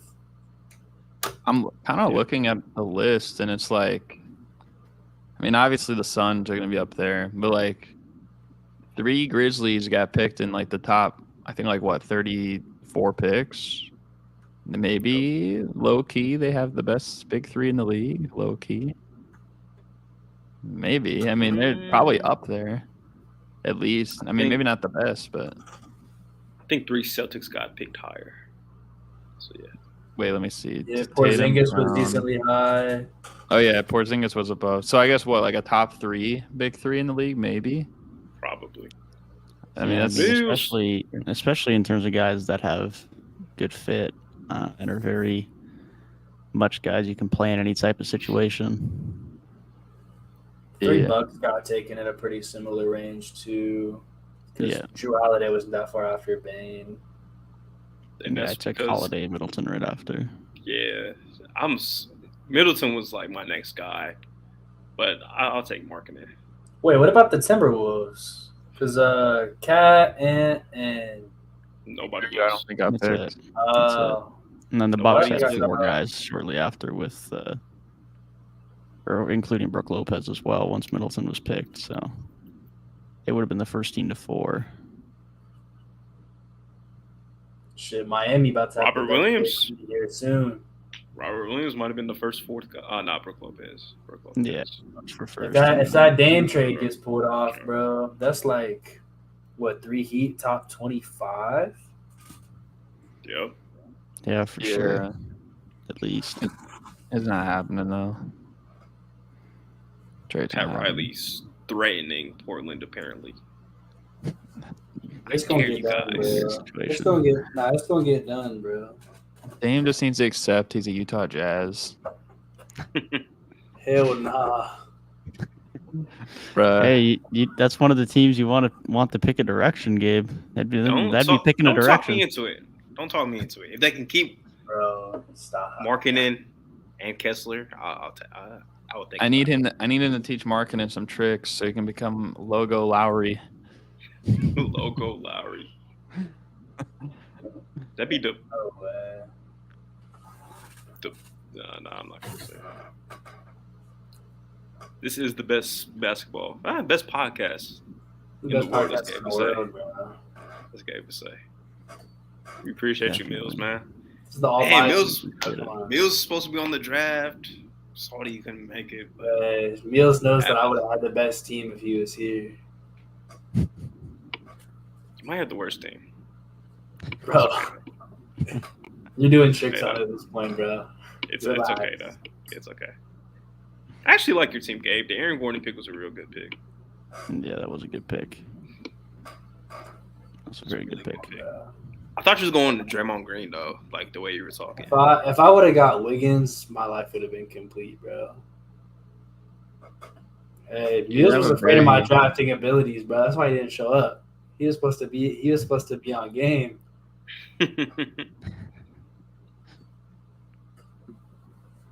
Mills might have to come on to the next draft, whatever that might be. Definitely. We will have to make it happen. Whatever that might be. That being said, might be time to move off of the draft and bring up the next segment. Let's get it. Let's do it. Let's do it. Let's do it. Almost Okay, forgot let's we had do it another indeed. segment. Yeah, I kind of forgot to be honest, but I think it is that time. We are going to make some predictions about some starting lineups. I probably got, I don't know, at least 20 here. We'll see for time purposes, depending on how much we talk about them all, if we get through them all today. But we're going to start out east with the Indiana Pacers. This is one that I have seen discussed a lot in my circle lately, probably because I've had a few Pacers-related things posted in the last month or so. But power forward position. Should the Pacers start Obi Toppin this upcoming season, or should they be starting their rookie Jarris Walker? Jarris Walker. It's got to be Jarris Walker. Obi Toppin shows some good potential, but they drafted Jarris Walker highly. They should have high expectations for him as far as what he can be as a part of their future. And I think when they're building around, I don't want to say a complete youth movement because they got some guys with experience on the roster, but building this team in this Halliburton era, having a guy like Jarris Walker out there in the starting lineup, playing starters minutes, building that chemistry with Tyrese. And the biggest thing I heard about him coming out of college is that he's just a winning player. He's going to do all the things that you need to do in order to get the job done and win the game. And this is a team that I think is trying to make a playoff push. And I think Obi Toppin can have similar level production if he's on the bench. I really think that Jarris Walker can thrive if he's in that starting lineup, being more of a glue guy around what I think is a pretty talented lineup already. Technically, he got drafted by Washington because Bilal. It doesn't count, bro. I agree. I think Jarris should start. I've been really high on Jarris Walker. I think he was like, a lot of people, they always say like, who's like your main guy, like coming out of college, and like he was probably my main guy. If you go back like when I did like my March Madness video or whatever a couple months ago, and when he was in it, I was like, I had Houston going all the way because of Jarris Walker. But I think for the reason you said, it's like getting that chemistry built already. Yeah, Obi Toppin, it's like he definitely wants a bigger role in Indiana, and he's going to get that, I think, regardless, even if he's coming off the bench. Because, like, aside from, assuming, like, Ben Matherin's still the sixth man, too, or something, or Bruce Brown, whoever, he's probably still going to be, like, the seventh man or something like that, I would say, on that team. So it's like you're still going to get decent minutes, and if they make the playoffs as well. So it's definitely an improvement, I would say, over New York, where it was a bit up and down at times. And then, I mean, I was kind of like, when I was talking to, I think when I was talking to Steph the other day, like we were talking about like some of these teams. It's like, I think we were transitioning and talking about like Steve Nash, if he were like to come back and head coach like a young team or something like that. But I feel like there's a lot of resemblances. We were saying that like with maybe like the old Suns team, where it's like Halliburton could take like that Nash role, and then like Bruce Brown could take like the Sean Marion role. He's not quite as big, or like they got shooting guards that could be like the Quentin Richardson and the Joe Johnson. But like Jarris Walker, he's not going to be as good as Amari Stoudemire, but he can kind of play in that way, kind of like Amari Stoudemire would, if that's like the style that they play as too. So I think Jarris Walker should start. I've been more high on him than I have Obi Toppin. Nothing against Obi, but yeah. Yeah, I like Obi, but Jarris is like a defender, I think, is what this team needs in their starting lineup. And I like the point that Garrett made about New York's front court depth was kind of deep, and that's why Obi would get like a stretch of games where he would play a lot, then a stretch of games where he's not playing really at all.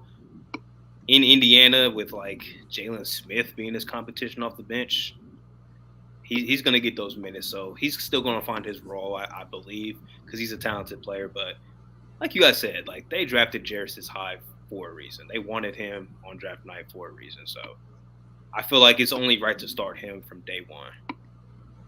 Yeah, that's kind of where I'm at too, but I had to pose the question because I've seen a lot of Pacers fans over the last month saying Obi's going to be that guy, and Jarris is coming off the bench, and a lot of them haven't really had much doubt about it. I don't know the inner workings of where they're likely to go with that situation, but like you guys mentioned, the fact they drafted him that high, the fact that he is going to be likely such a good defensive player at the next level, a team that really needs his wing defense is a team that really struggled on the wing in terms of defending last year. I mean, Buddy Hield and Aaron Naismith was their most common wing pairing last year, which obviously has a lot of red flags as far as wing defense goes. So these guys started 7 different guys at power forward last year, with Jordan Nwora being in there, Aaron Naismith being in there, Jalen Smith being in there, O'Shea Brissett being in there. James Johnson even started a game for them last year. I think Ben Mathurin started a game at power forward. Like, it was a really ugly grouping. So the fact that they got 2 of these guys now on the team is definitely beneficial. But Jarris Walker definitely seems like the guy that I would want starting from day one. Listen, I watched playoff games where Aaron Nesmith was guarding James Harden in Brooklyn. So that's a problem if he's starting on really any NBA team at this point. No disrespect, because I feel like he had an okay year, but they upgraded vastly in that front court, which they really needed to. Yeah, they definitely needed that. So that was definitely a good point of emphasis for them this offseason. You alluded to this earlier, Garrett, so I'll jump to it while we're on the topic of the Pacers. They have some decisions as far as their starting 2 and 3 this year as well, between Bruce Brown, Buddy Hield, and Ben Mathurin. Pick 2 of those guys for their starting 2 and 3 for next season. Yeah, so I think, for one, they should still start Buddy Hield. This is a guy who every single year he's up there with the most 3-point attempts in the league, the most 3-point makes in the league, and he's a high efficiency shooter as well. So it's like you definitely want that, especially alongside your point guard in the modern NBA, the perfect guy that you can dish it to. As for the other starter, I mean, I feel like it would be nice, go along the same lines with the Jarris Walker point. It's like, get your young guys that you're invested in acclimated early.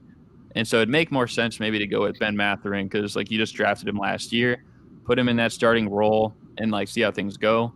But I feel like with Bruce Brown, obviously being such a huge role on a championship team, I think it might make more sense to have him in the starting lineup currently, and maybe still have Ben Mathurin coming off the bench. And that's, again, no shot to Ben Mathurin.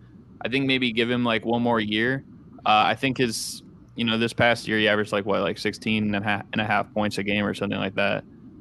That should go up, I think, because I don't think Bruce Brown's going to get more shot opportunities. But I think that's also another reason why Bruce Brown should start, because it's like he's going to be kind of like that glue guy, like the grit and grind type of player that'll do a little bit of everything in the starting lineup. Maybe the things that Tyrese Halliburton or Buddy Hield like don't want to do, like the dirty work. Whereas like Tyrese Halliburton's going to set players up, and Miles Turner's going to post up and pick and pop, and Buddy Hield's going to like space out on the 3-point line. And I think between Bruce Brown and Jarris Walker, I think they can do those 2 things. And then on the bench lineup, Ben Mathurin would have more so of a Buddy Hield or Tyrese Halliburton type of responsibility than a Bruce Brown or a Jarris Walker type of responsibility. So that's why I think even though I probably like Ben Mathurin a little bit more than Bruce Brown personally, even though I think both of them are cool. Got nothing against either of them, but I would probably start Bruce Brown currently. I agree. Yeah, I think it's got to be Ben Mathurin off the bench for me. I think he's my pick for 6th man of the year. So I think that while he might be coming off the bench, I think he'll have a better season than one, if not both of those guys. Almost just like a super 6-man role. But pretty much what you guys were saying about just play style wise, like I want Ben Mathurin leading my second unit before I want Bruce Brown or Buddy Hield leading my second unit. And so he just fits the best there, even if he's a more talented player, put the ball in his hands. Whereas I like Buddy Hield more as a guy who's out there in the starting lineup next to Halliburton, just being more of a catch and shoot option, or Bruce Brown, who's going to be your primary defender on the team. I want him in the starting lineup as well. And so the way their skill sets work and the way it all fits together, it just makes the most sense to have Ben Mathurin in that 6-man spot. Bruce did just lead the second unit of a championship team, by the way. That was only, but that's they ran an 8-man rotation. Like there were starters out there the whole time. He wasn't leading a full second unit. I think it's a facetious point to bring up. Okay, that's fair. I will give Bruce's credit in that he did have a lot of moments where he was creating a lot for that second unit. Whether he was leading the unit, you can argue that, but he was creating a lot for that second unit. So I will give him that. I'm going to go a different route here. I think Ben Mathurin should be their starter. And the reason I say that is ultimately this team is still, despite the fact I think they're going to be better this year, still focusing on the future. This is still a young team. This is still a team that, although is going to win more this year, is not going to be competing for a title. They're not there yet. They should still be at a point where they're prioritizing what they want to do moving forward. And I'd be surprised if their long-term idea for this team is Ben Mathurin as their 6th man. If it is, then great. He can continue to be the 6th man. That's what they're going to do. But I doubt that's going to be the case. So I would think at this point, you had a year where Ben Mathurin came in and did his thing off the bench, had a very good year, showed he can be a very good scorer. Let's get him a little bit more comfortable now being in that starting lineup, being more regularly next to Tyrese Halliburton in that lineup. And that's not to say that you still don't close with Bruce Brown. I think there's definitely going to be an argument on some nights that you close with Bruce Brown and Mathurin, you close with Bruce Brown and Buddy Hield. They can mix and match that as they wish. Hell, depending on the matchup, they might even run all 3 of those guys and then run Turner at the 5 if someone's running small on the wing. They have some flexibility there, but I think it makes sense to get Mathurin comfortable next to Tyrese Halliburton. I think Bruce Brown can do more than fine being some amount of a leader on a second unit. And I don't even think he'll have to lead that much because they're probably going to stagger a significant amount of Halliburton's and or Mathurin's minutes. So they're probably not going to have that much time where at least one of those 2 guys aren't on the floor. Not to mention the fact I also like what I saw from Andrew Nembhard last year as a rookie, who can give them a bit more creation off the bench as well. So between Nembhard, between Bruce Brown, and the fact that you're probably staggering Halliburton's and Mathurin's minutes to a point where one of those 2 guys are on the floor at most times, I think they still have plenty of creation on that bench. I think they still have plenty of options to roll through. Mathurin's no doubt the best shot creator of those options, but I think there's still plenty there, and I think it makes sense to start to get Mathurin used to that starting lineup next to Halliburton. I think you said it in your video, Devin. The good thing about Bruce Brown is like he's worn so many different hats in his career. Like, you know, he's been the defensive guard. He's been playing like power forward minutes in Brooklyn. Was a backup guard last year, leading a bench unit. Like he can do whatever they ask him to do, and that's why they paid him all that money. So, you know, I wouldn't hate him off the bench, but I just kind of value what he can bring defensively, I think, to that starting lineup. And I also like the pop that Ben Mathurin does provide off that bench. Now, that could change, like, as they get deeper into the season. Maybe they, you know, hit a point where they want to start focusing on, you know, getting Mathurin more reps with Halliburton. But, you know, I also got to think Rick Carlisle being their coach, what would he prefer to? But you can't really go wrong either way because you're going to have a good player starting and one coming off your bench too. So, you know, I feel like that one's probably more tight than their other situation with Jarris Walker and Obi Toppin. Like, I think that one's a little more obvious than, you know, this one right here. Yeah, I would agree with that. I think they have a lot of good options. I mean, this is a very good problem to have. Definitely not a problem they had last year. So, but Buddy definitely has to start. Like, that's non-negotiable, I think. Yeah, for sure. His skill set works so much better with a guy like Halliburton than a guy coming off the bench. It just makes sense to have his spacing and his catch and shoot ability around the guys that are going to do the best job of getting on the ball. But I think that will conclude us for the Pacers. I know you're probably not looking forward to it, Gabe, but we have some Raptors talk that does need to be included. It seems relevant to the discussion. Are we going to respect the FIBA World Cup MVP? Happy rap. We are going to see if you guys are respecting the FIBA World Cup MVP, because we are going to choose between whether we are running Point Scotty, via meaning that Gary Trent will be in the starting lineup or whether Dennis Schroeder will be in the starting lineup. I'm going with Malachi Flynn. No.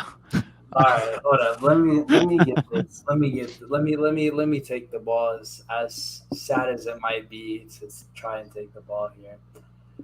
It's Scotty. It's Scotty. Why? What do you gain from starting Dennis Schroeder? Like, and people are like, oh, he was FIBA World Cup MVP, bro.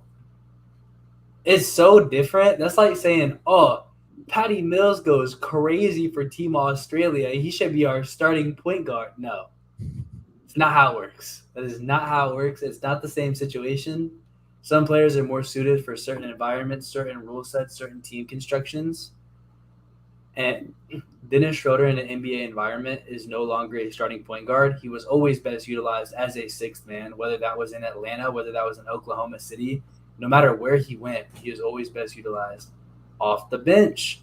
And Scotty Barnes has a bit of playmaking chops. They're not great, but he can continue to develop that. And even if he's not the long-term solution at point guard, while we still have all these guys on the team taking up wing minutes, I want Scotty to be able to develop as much as possible.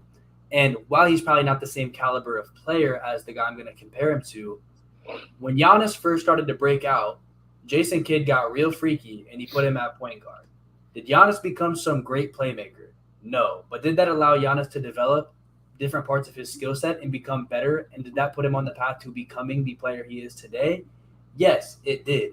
So while the exact result you might get might not look pretty now, and while it might not turn him into some 8 assists per game guy, or even close for that matter, I still think it's a worthy experiment to try. It's going to put the ball in his hands more because at the point guard spot, you're thinking he's taking the ball up a lot more, and it just puts him in the best position to continue developing.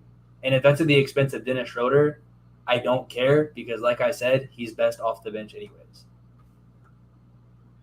Yeah, I mean, I was kind of going to bring up the point with Giannis in just like the same situation. And also it's just like, it's not only that, but it's like what you have where it's like one of your other best players plays like basically a similar position. Because it's like when they did that with Giannis, it's like they had like Jabari Parker, who was kind of like a 3 or 4. And then it's like, you know what? Like we'll throw Giannis at point guard. That's our weakest spot.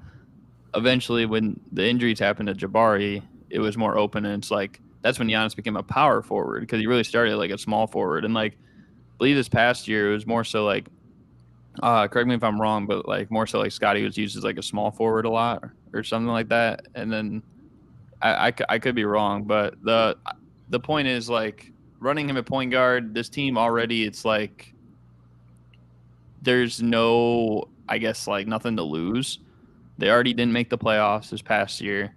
And especially after losing like Van Vliet, even though it's like, yeah, whatever, it's like Van Vliet, but it's like they didn't really like gain a lot either at that position, like true point, like actual players that have played point guard for years.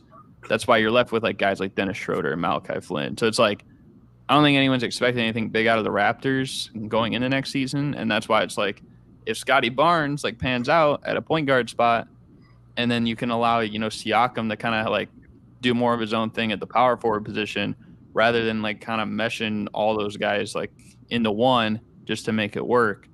I think maybe that makes more sense. So I would say Scotty Barnes as well. I really didn't even like think about this just because I don't know. I'm not, I guess, as in tune with the Raptors community as you guys are.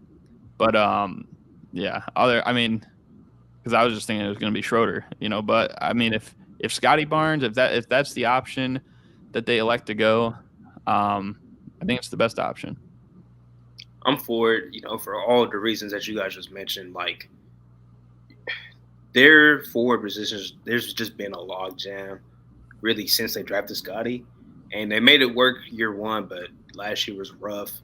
He didn't really improve much. Like you mentioned, Devin, like his defense wasn't there as much last season compared to his rookie year.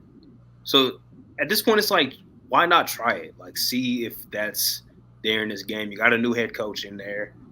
You know, you don't really have anybody that's absolutely commanding real point guard minutes. Now, Dennis Schroeder's solid, but Scotty's he's your young piece. He's your future. Like, why not see if he has that in his game? Just test it out. Like Gabe said, experiment. Why not? They have nothing to lose at this point, because if the Raptors are a bad team this year, but we see Scotty can be effective with the ball in his hands, that is a very successful season in my eyes. And among other things, but yeah. Yeah, that's kind of where I'm at too. I don't love Scotty at point guard. I think it's going to be a bit of a trial by fire. I think it's going to be really tough with the lack of spacing and lack of proper roster construction that's around him on this team. But the biggest thing for me is that if Dennis Schroeder is starting, Gary Trent is off the bench. And that means you have Schroeder, you have OG, you have Siakam, you have Scotty, and you have Podol. That spacing is horrendous. There is no room to operate on that offense whatsoever. And Gary Trent is not God's gift to shooting, but he's the Raptors' gift to shooting because we don't have anything else. So as much as Scotty is probably going to have some growing pains at the point guard spot, there might be some nights where it's a little bit rough. I think for the development of him and the fact that the Raptors don't have much else to look forward to right now, it makes sense, even though we don't ever pick this year, but that's its own other can of worms that we put ourselves into. But we just need that shooting. There's no way we can have OG be our only above average 3-point shooter in our starting lineup. That's just a recipe for failure. So it's got to be Scotty for his development and for the fact that we can at least have Gary Trent and OG be in the starting lineup. At least have a couple of shooters out there. It's so nasty, bro. So nasty. I love it. It's so nasty. I hate it. It is definitely not an ideal situation, but that is where the Raptors are right now, so it sums them up pretty well. But enough of the Raptors. We're going to move to Reek's Boston Celtics. I think we've discussed this a little bit briefly, but not to its depth yet. Assuming Kristaps Porzingis is healthy, of course, and assuming they run two bigs, who is starting in the front court next to him, Robert Williams or Al Horford? Rob, it's so easy at this point. It's Robert Williams. Like, I don't even have too much to elaborate. Like, as long as Rob is healthy and he's playing games, he should start. Al's going to get his time, and I think Al Horford's at this point in his career where he can do whatever you ask him to do, and he's still going to be very involved. So I'm just thinking about what Robert Williams brings to the team. One, defensively, I think they'll need him a little more now just for, like, that cohesiveness since Marcus Smart's gone. So I think they need that guy that's been an anchor for them the last couple of seasons. He's too good to just not be starting for this team. I think it was kind of weird last year because he's coming off the injury and everything, and I feel like Mazzulla didn't realize he needed to be starting until like midway through the Philadelphia series. So hopefully it's evident from day one that he should be the starter, because his defense is second to none, and I think underrated values on offense that this team's going to need. And I think it'll let KP also be the best version of himself as well. Yeah, I can't even add that much. Like, I think it's very, very easily Robert Williams. Just Al Horford, he's gotten older, and he's going to have plenty of opportunity to start the season anyways, because if he's the first, like, guy off the bench in the big rotation, Kristaps Porzingis and Robert Williams are going to miss games, bro. Like, it's look at those two names and tell me they're not going to miss games. So he's going to have opportunity to start. I think he's definitely old enough and has had enough time in the league where he can take that role very happily. And the other two guys are going to be a more part of their future, so they need to be in that starting lineup. Yeah, I think, like you said, it's more about, like, at this point in their career, it makes the most sense, and it's more likely that Al Horford takes the backup role.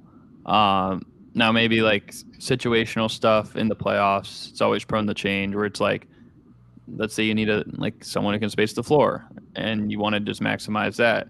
Well, then Al Horford's probably going to get more minutes, and he's probably going to start. But for the most part, like, you're probably going to get Rob Williams, unless he's been in the, draining threes like Curry or something in the gym. Then there is video. There's video of Gobert and stuff too. Yeah, I know. Video of Ben Simmons looking like Steph Curry out there. Hey, He promised a comeback season. Point guard I Ben, think Gabe. Ben Simmons did not get drafted today. Next he year. definitely did not. I Next would year. love for him to be next year. I would love that, but Most improved I'll player. wait for him to prove him that. But let's jump to the Nets while we're talking about it, because we have their fifth starter that needs to be decided outside of Bridges, Cam Johnson, Claxton, and Spencer Dinwiddie. Is it going to be Ben Simmons? Is it going to be Royce O'Neal? Or is it going to be Dorian Finney-Smith? It's Ben Simmons, bro. It has to be. He's the guy with the most upside by far. I think the other guys are like fine if they're off the bench because they're still going to be heavy parts of the rotation. But like the best way to salvage Ben Simmons is to empower him and give him as much confidence as possible. And with that said, even if another guy's skill set might fit a little bit better in the starting lineup, Ben Simmons is too much of an asset to try and not maximize that. So he has to start for me. Can you read the other four starters again for me? The four starters were Mikal Bridges, Cameron Johnson, Spencer Dinwiddie, and Nicholas Claxton. This might be off topic, but Spencer Dinwiddie shouldn't even start. But there's an argument for that. There's an argument that you start Ben Simmons over him, but start Ben Simmons at the one, and then Ben's running the one. If Ben's running the one, I would honestly play him and then maybe Royce at the 4. I would take Dorian. I would take Finney-Smith. How tall is Finney-Smith? I thought he was like 6'6" or something. Yeah, he's not super tall. Biggest power forward in the world. I guess he's 6'7". Yeah, I could see that. I don't care how tall he is, bro. I saw how bad Dallas's defense got after he left. I know he's going to give me the impact I need. They have a good problem to have. They got a lot of guys that can guard, for sure. I just feel like Royce. Wing defenders. I just feel like Royce maybe has more experience guarding like bigger guys if necessary. But yeah, I mean, I would honestly, whoever you want to pick of those guys, I'd start them at the 4 and I'd start probably Ben at the 1. I mean, I feel like based on all the stuff we're hearing out of Ben Simmons lately, it's like where he's like, we're gonna have a lot of fun this year. I'm promising a comeback season. I'm sure he's probably been told something behind the scenes where it's like, okay, like you're gonna have a big role on this team this year, and then we're just gonna have some fun or something like that. I'm sure that's probably like what they were telling him behind the scenes. So I'm sure that's why he's probably like, so excited for the season. I don't see a world where day one of the season he's coming off the bench. If he gets injured and stuff and then he's not, then that's different. But I feel like start of the year he's going to be starting.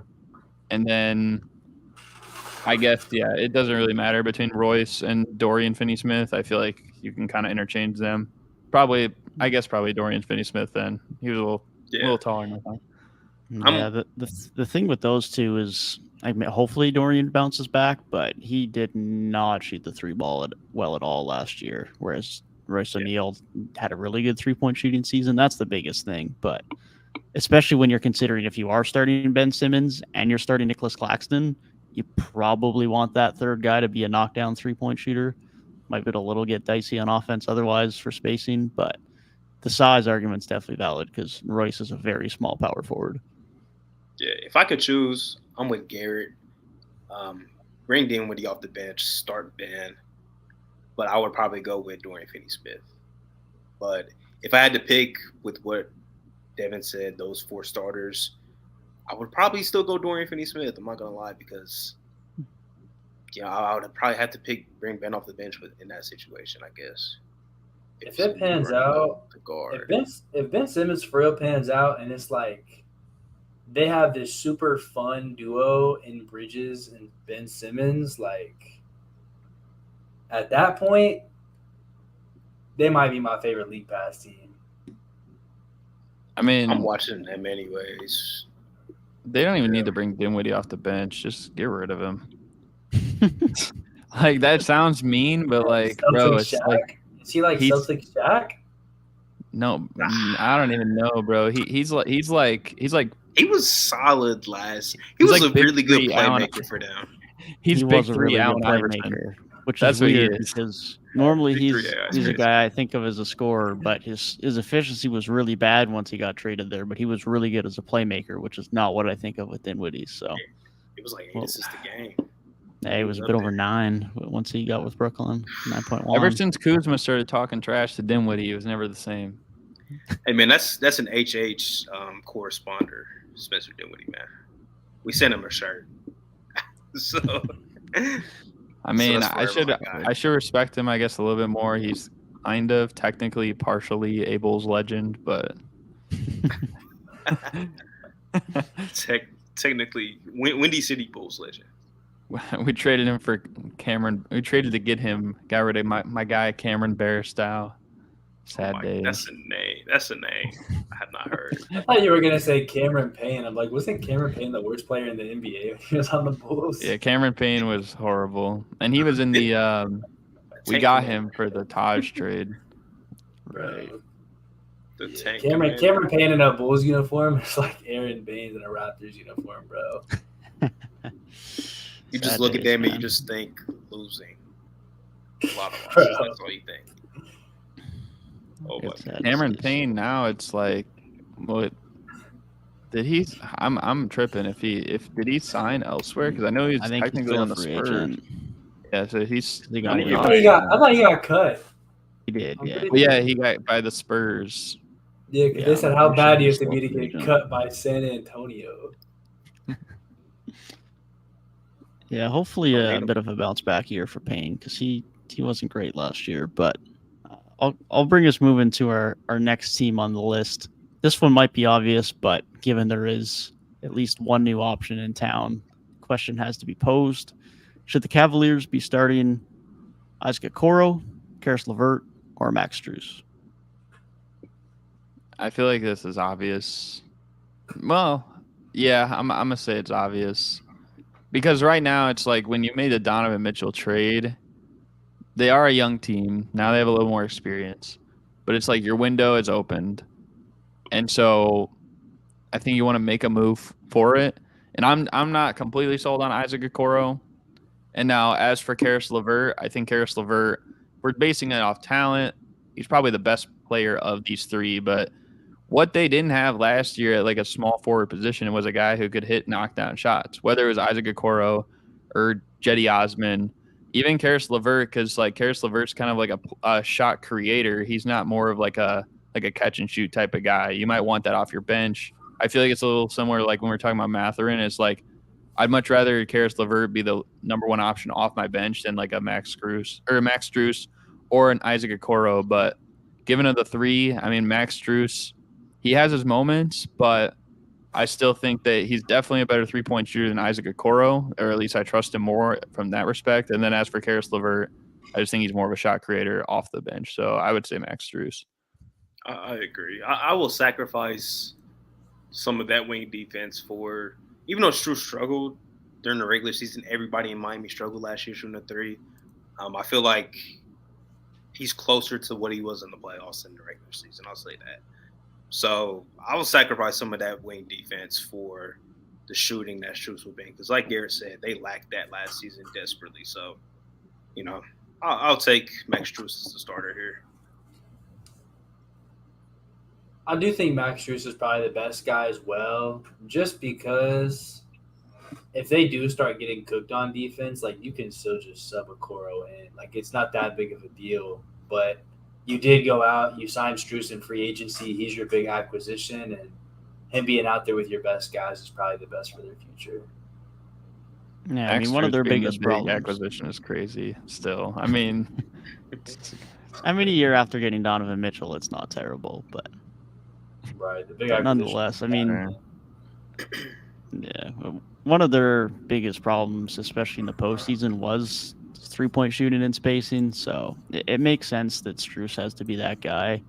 And even like you were alluding to, Reek, when Strus didn't have his best three-point shooting season compared to what he's done in the past last season, he's one of those guys where he can be a prime example last season of he's a better floor spacer than he was three-point shooter, and those things don't always equate because He might not have had the best 3-point percentage of his career by any stretch, but people still respect him as a shooter. He's still a known shooter.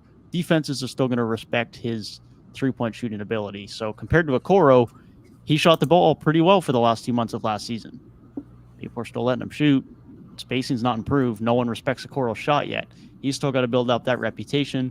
Strus has that reputation, and that in of itself is going to be something for the Cavs at this point. Now, evidently, he still needs to lock down some shots, but already just that spacing is miles better than what they had last year and what was arguably their biggest problem on offense last year in the postseason. So I think Strus is definitely the right way to go there. This one I definitely want to ask while you're on the pod, Garrett, because there might be an obvious answer to this, but maybe there isn't. So I want to get your take for the Bulls. Who's the starting point guard next year? Is it Javon Carter? Is it Kobe White? Is it Ayo Dosunmu? What direction is the way to go? Well, first of all, I think Ayo Dosunmu might be like that clown in the military type of meme. And when we're talking in this discussion, I don't disagree. Yeah, I don't see a world where he's starting. But I mean, you never know with Billy Donovan, so I guess there's that. One day he'll be literally his mortal enemy, and the next day they'll be best buddies, and they'll probably be like holding hands, skipping down the road.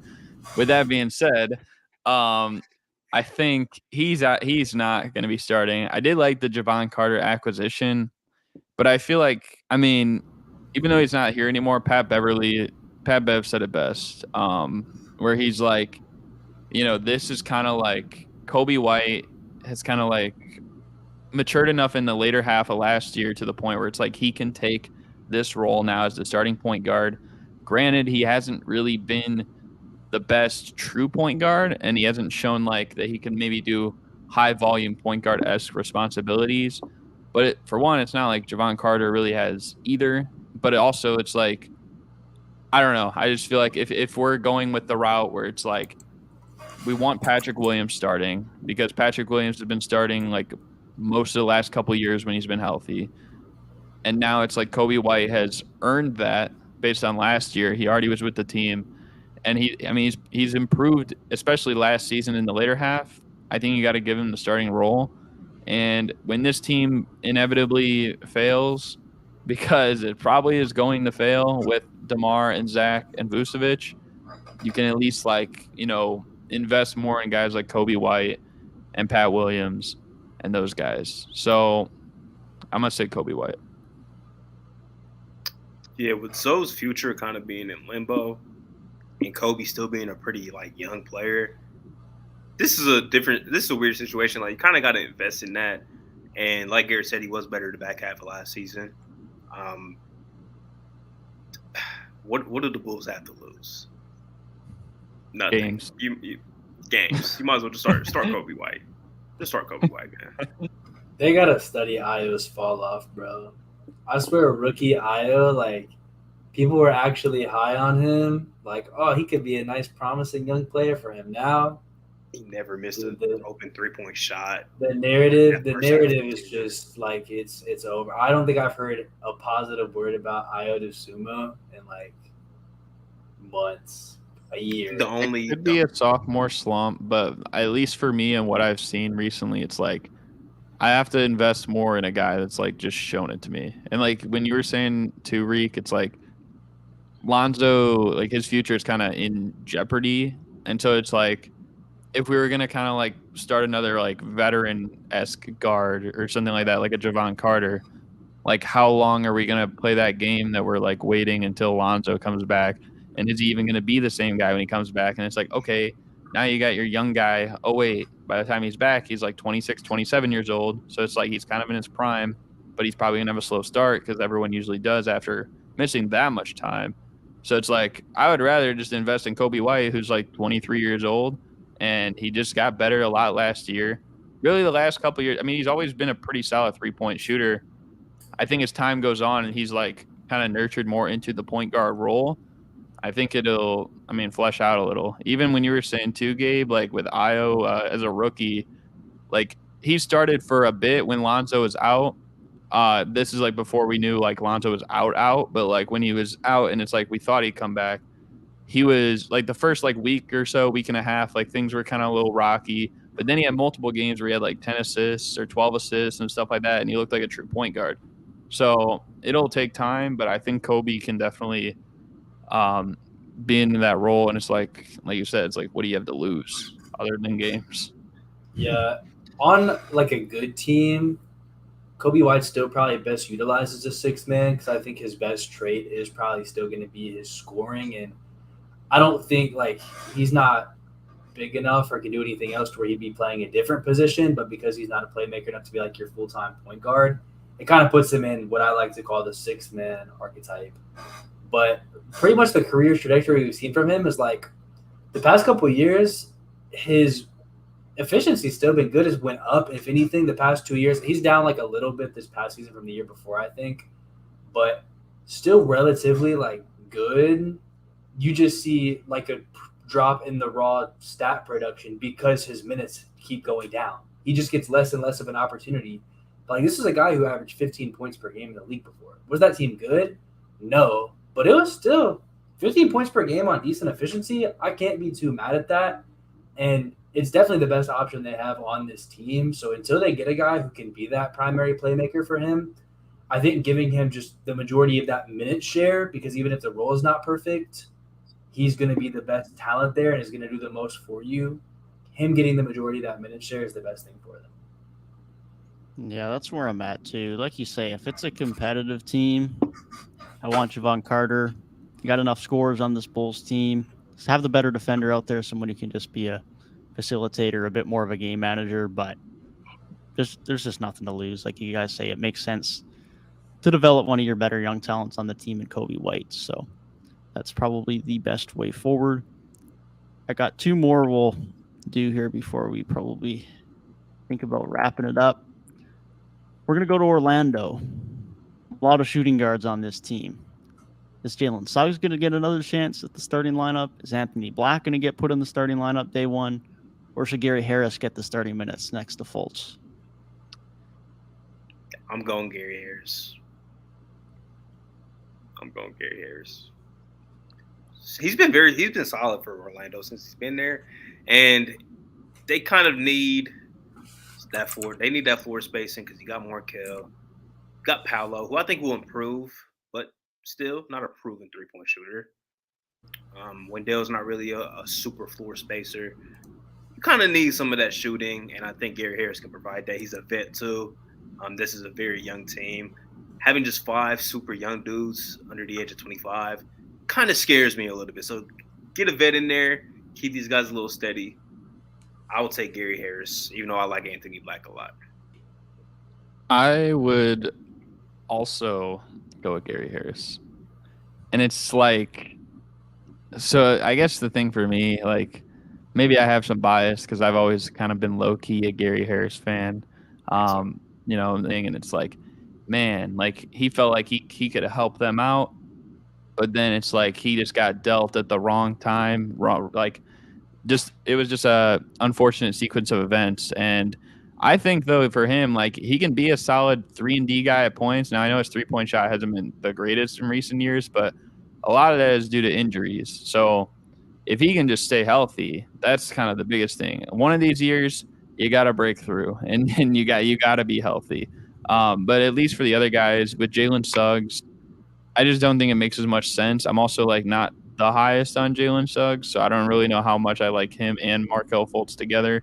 Anthony Black makes a little bit more sense, but at least for me, the other thing too that makes me want to pick Gary Harris is because, I mean, I'm expecting kind of big things out of Orlando this year. Like I have them making the playoffs. So if I have them making the playoffs, and it's like I would much rather have a point guard tandem that's both been in the playoffs because Markelle has been there than a point guard tandem that has both not been there. You know what I mean? And especially with Gary Harris, like think of the last time he was there. Like it felt like the same type of thing we see now. It's like injuries were derailing him all year long. We get to the bubble. He's asked to basically play lockdown defense on guys like Donovan Mitchell, Kawhi Leonard, and Paul George, and he was doing it. So I feel like come the biggest stage, I think that he's definitely the guy you'll want because I think that they'll be in a position like that this year. And I think it just makes the most sense with a guy like Markelle. I really want to say Jalen Suggs so bad, but I think the best pick is probably Gary Harris. I mean, there's a reason why both of you guys said him. Jalen Suggs has shown flashes of being something good, and he was taken with such a high pick, and he more fits the youth movement of the team as they're just cultivating all this young talent and becoming just one of the premier rebuilds of the league. But also, I feel like this is a team who's now going into the season where they're trying to make that push and trying to win. And in trying to win, that guy is Gary Harris. He's just going to be the best fit there next to Markelle. Jalen Suggs is just so inefficient on the offensive side of the floor that it's like, that's rough because Markelle, he's more of a distributor. I mean, he can score like a little bit, but I want a guy who can score at least decently efficiently out there, even if he's just low maintenance like Gary Harris if he's knocking down a three-point shot. Anthony Black, I don't think, gets the nod right away. And then I've always said Cole Anthony, once again, is more of that six-man archetype, so I think he's very firmly off the bench as well. He's only 29, too, by the way. I didn't even realize that. I thought Gary Harris might be like 31, 32, but and he just like turned 29 makes sense. He was around like 2014-ish drafts. He's similar age guys like Embiid. My Bulls drafted him. We drafted him and one other player and traded him for Doug McDermott. You guys know who? Yusuf Nurkic. Yep, it is Yusuf Nurkic. Yes, the legend on the podcast. The legend himself. Nuggets Such a big fan. Remember when the Nuggets were trying to choose between Nurkic and Jokic? Imagine they made the wrong decision. Jokic and Dame would be crazy. What if Nurkic turned out to be better, though? But Portland might have just won the championship. Probably. I mean, if he was better than Jokic, I think so. Wasn't Nurkic the starter on that team too? Yeah, for a hot minute. Sure was, and then yeah. The Portland GM should be like sent off to like some crazy country for like not getting Jokic. Like, how do you not get the backup big? My guy Gallinari showed Jokic the ropes too. Gotta give him credit. Celtics legend Gallinari. The Rooster? The Rooster. You can't call him a Celtics legend. You guys did him horribly, man. He's no longer a Celtics fan after that. Yeah, he doesn't like us anymore, but we had to do what we had to do, man. He'll be you guys are the most cutthroat, terrible to player franchise I've ever seen. Between Gallinari will be a Bull soon, and peace will be restored in the universe. Between Gallinari. Maybe he shouldn't have been playing Eurobasket last summer. Maybe he should have just been getting ready for a championship season. That's crazy. He wanted to be the next Dennis. He was trying to be a world champion, so he was trying to be not an NBA champion. You're right, my bad. Exactly. How'd that work out? Okay. Hey, he'll get there one day. It's the dualities of it. It helped Laurie propel himself to a All-Star appearance in an MIP season. So, true. Dennis Schroeder. Yeah. If Dennis Schroeder wins an MIP at this point in time in his career, that'd be outrageous. Joke's over. Daniel Tice comeback tour. It's on the way. Daniel Tice. It's like Kyle Korver making the All-Star team. We should have put Daniel Tice in the starting conversation for the Pacers. New starting four. I was talking about the clown and forgot the he's military guys, bro. Kyle Bear in Arlington, Texas. He wasn't even the worst All-Star on that team, though. That's the thing. If you, you know who it was. You know who it was. Who's a better Atlanta Hawk, Jeff Teague or Dennis Schroeder? Jeff Teague, bro. Jeff Teague is so funny, bro. That dude is hilarious. I'm a Jeff Teague. It's funny watching him try to play basketball. It was funny watching LeBron sweep him. Jeff Teague is the only All-Star who talks like he was like, I don't like Damian Lee, bro. Like, at least he knows his worth, man. That's what I'm saying. Oh my God, get real. All right, I'm moving us to the next team before Teague gets too much hate. I think I'm going to make this our last one before we wrap it up, given the nature of an early morning that I know if at least a few of us do have, unfortunately. Detroit Pistons. They will have to start 2 of Bojan Bogdanovic, Jalen Duren, Isaiah Stewart, and James Wiseman. Only 2 of those guys will start, Wait, assuming who Nassar Thompson Stewart? will start. Yeah, Isaiah Stewart, James Wiseman, Jalen Duren, and Bojan Bogdanovic. Well, this is at the 4 and the 5. This will be at the 4 and 5, assuming Nassar is at the 3. Yeah. For spacing reasons, you gotta start Bojan, bro. I'm not gonna lie. I feel like it's fucking nasty if you have like 2 of the other guys out there for heavy minutes. Like if you want to do it like sporadically, I guess fine in like certain situations. But full time, I'm not with the other. I think for me, it's Jalen Duren is a lock. Like I think that's easy. For sure. I would And agree then with for that. me, the other guys, and Bojan was also like their best player last year, pretty much. And while I've even been one to say like the best version of this team that should just be developing the young guys and having so many shots in Bojan's hands might hinder that a bit, but like either way, he's still on the roster. So if he's on the roster, I'd rather just utilize him where he's going to be best. And I think that's adding that spacing to the starting lineup. Did you Am know he was I- almost 50, 40, 90 last year? Who?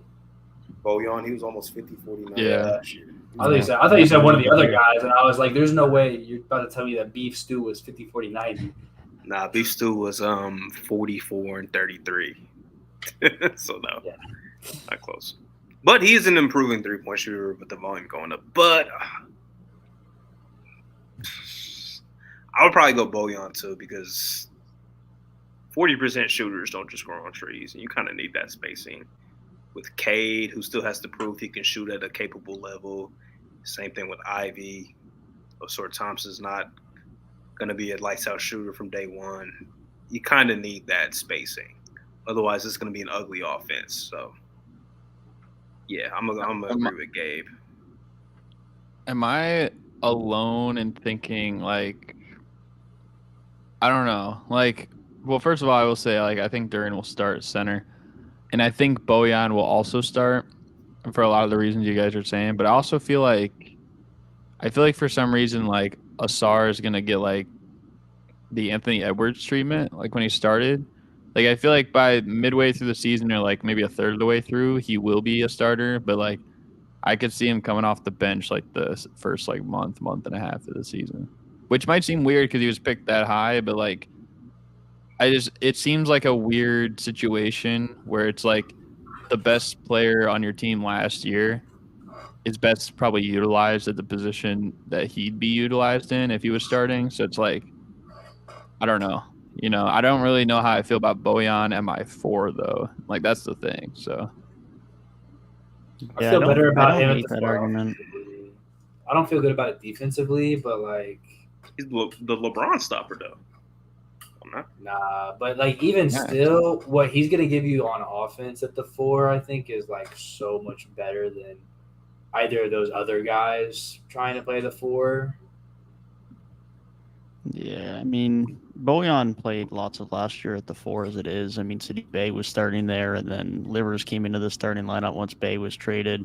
I think the thing is with Bojan at this point is like he's not ideal anywhere defensively because there's a lot of threes that are just going to run circles around him when he's on the defensive end. So I get your argument though, because I think Asar, like having a lineup of Asar, and then if you don't start Bojan, then like if you got Stewart and Duren, like there's just not anywhere near enough shooting there. So I wouldn't be shocked to see that, and I definitely don't hate if Asar comes off the bench for a little bit. I think it makes a lot more sense for some balance in the lineups.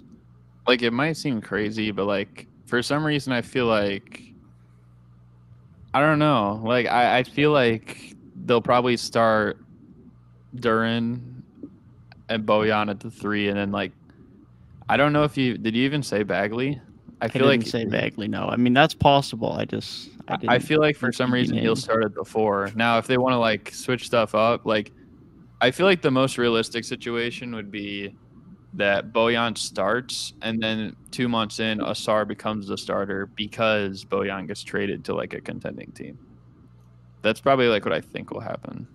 I'll tell you right now, I would probably start Bagley before I start Stewart Wiseman in that lineup. Yeah, I agree with that. I think I'll start Isaiah Stewart over Bagley. I would too.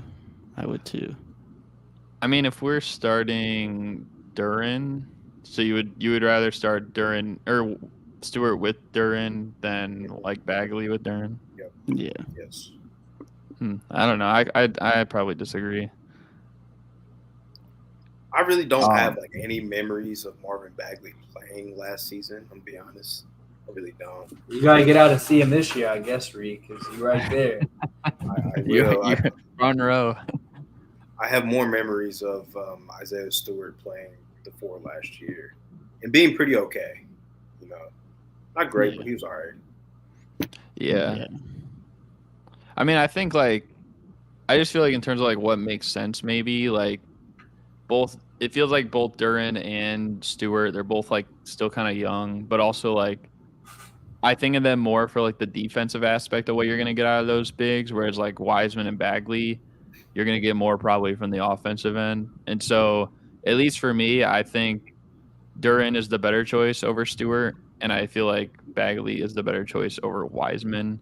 And so you'd put them together. I think it would make sense, like you guys are saying, where it's like put Asar at the 3 already and Bojan at the 4. Although the Bojan at the 4 thing, I just don't know how I feel about that defensively, and I just don't expect like them to go with a lineup like that. But I don't know, because it's new coaching. Like Monty Williams is going to be there, so that could also change. Because Monty Williams was running, Torrey Craig or at the 4, or like Josh Okogie at the 4, which they're not really 4s; they're more so like 3s. So I could definitely see him doing something like that. I'm not 100% sure.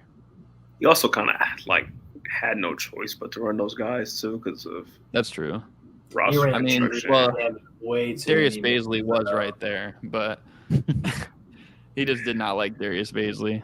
There's literally some Suns fan made a meme where Darius Baisley is just like, it's just like his ESPN picture saying like, "Can I play?" And then Monty Williams is like, looks like he's yelling over his head, and he's like, "No." And then Darius Baisley is like pasted again. He's like, "Okay." I want to believe in Darius Baisley. I really do, but Southwest Ohio legend killed my high school, bro. Who didn't? I want to believe him. He probably should have made state his senior year, but they suspended him for some bogus reason. I remember that shit. It was weird, but yeah, I want to be a believer in Baisley. But I mean, if we're being real, though, I think Rodney McGruder has a chance to start. That's wild. Remember when Klay Thompson said he would be out the league? He's still playing. He's still churning it out. He's still by going. a thread. 4 years later. Didn't Klay also call like Jaren Jackson a bum? Multiple times. Yeah. And I mean, yeah. Man hates No. the Grizzlies. He called Jaren Jackson a bum like right after winning the NBA Finals.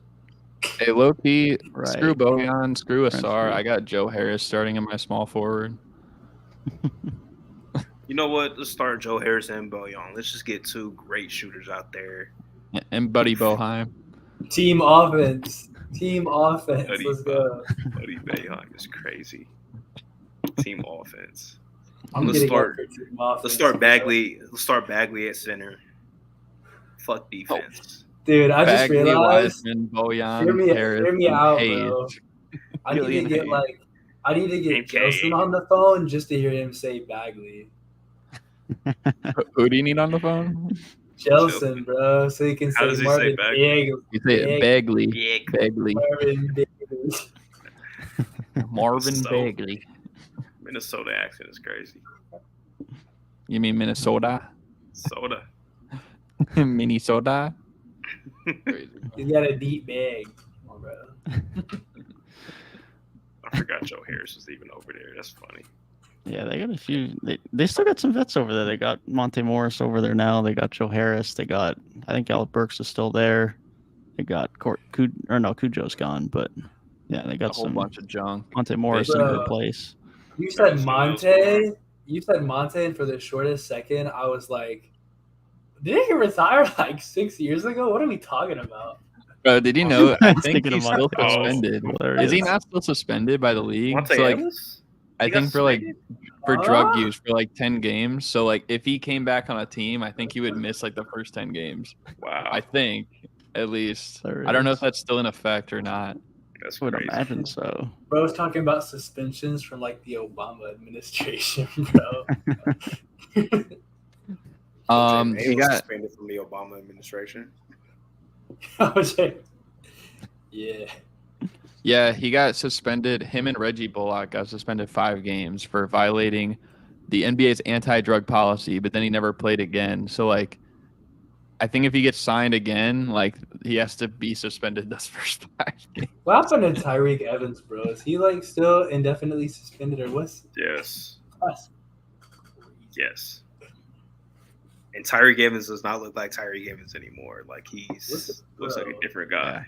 What's he doing? Trey is Like, grown out. I don't remember Yes. if OJ Mayo's suspension is still active Yes. either, if he got reinstated. I think the OJ Mayo one expired, but no, he's not even good enough. I don't probably anymore. He probably gave probably up. not. I think he hoops overseas in Greece. Yeah, he hooped wherever this team plays. Let me. At least he That's not what I was. needed. one of them Also a EuroLeague long-time teams in 2K17 with like Luka and shit. I remember even giving know if OJ Mayo to Reek on my 20 questions. I don't remember how many questions it took me to answer that. I think that was. I think I remember it because I think didn't that was the answer. only one. It came to the Didn't answer. tiebreaker or something. Yeah. Yeah. Which he did win, of course. But Al Yes. Fateh I was asked- signed for any team. Now he's in 'Cause I Saudi asked how Arabia many now. teams. Okay. I think I asked how many teams he played, or like I asked if he played for like 3 teams or something like that.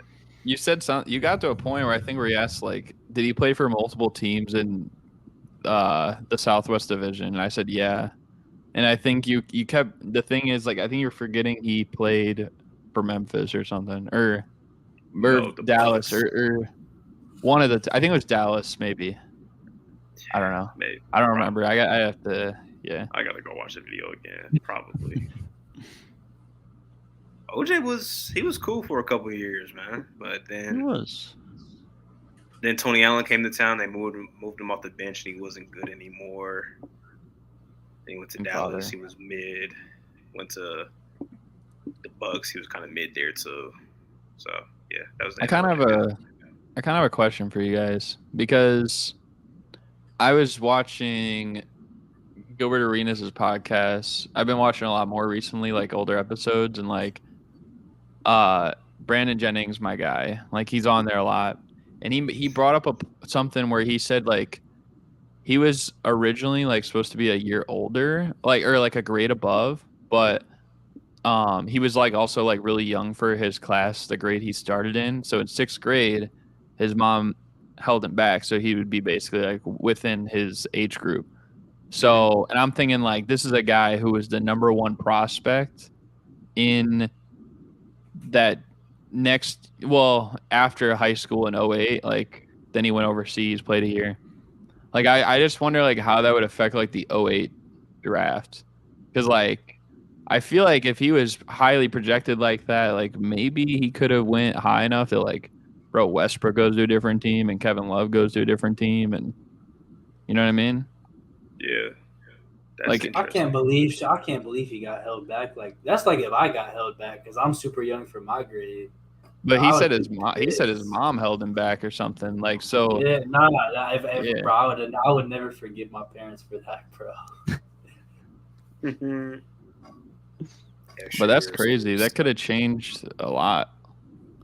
That's interesting. I never even knew that. If I had didn't a either, whole and I'm a another big year of James my fan.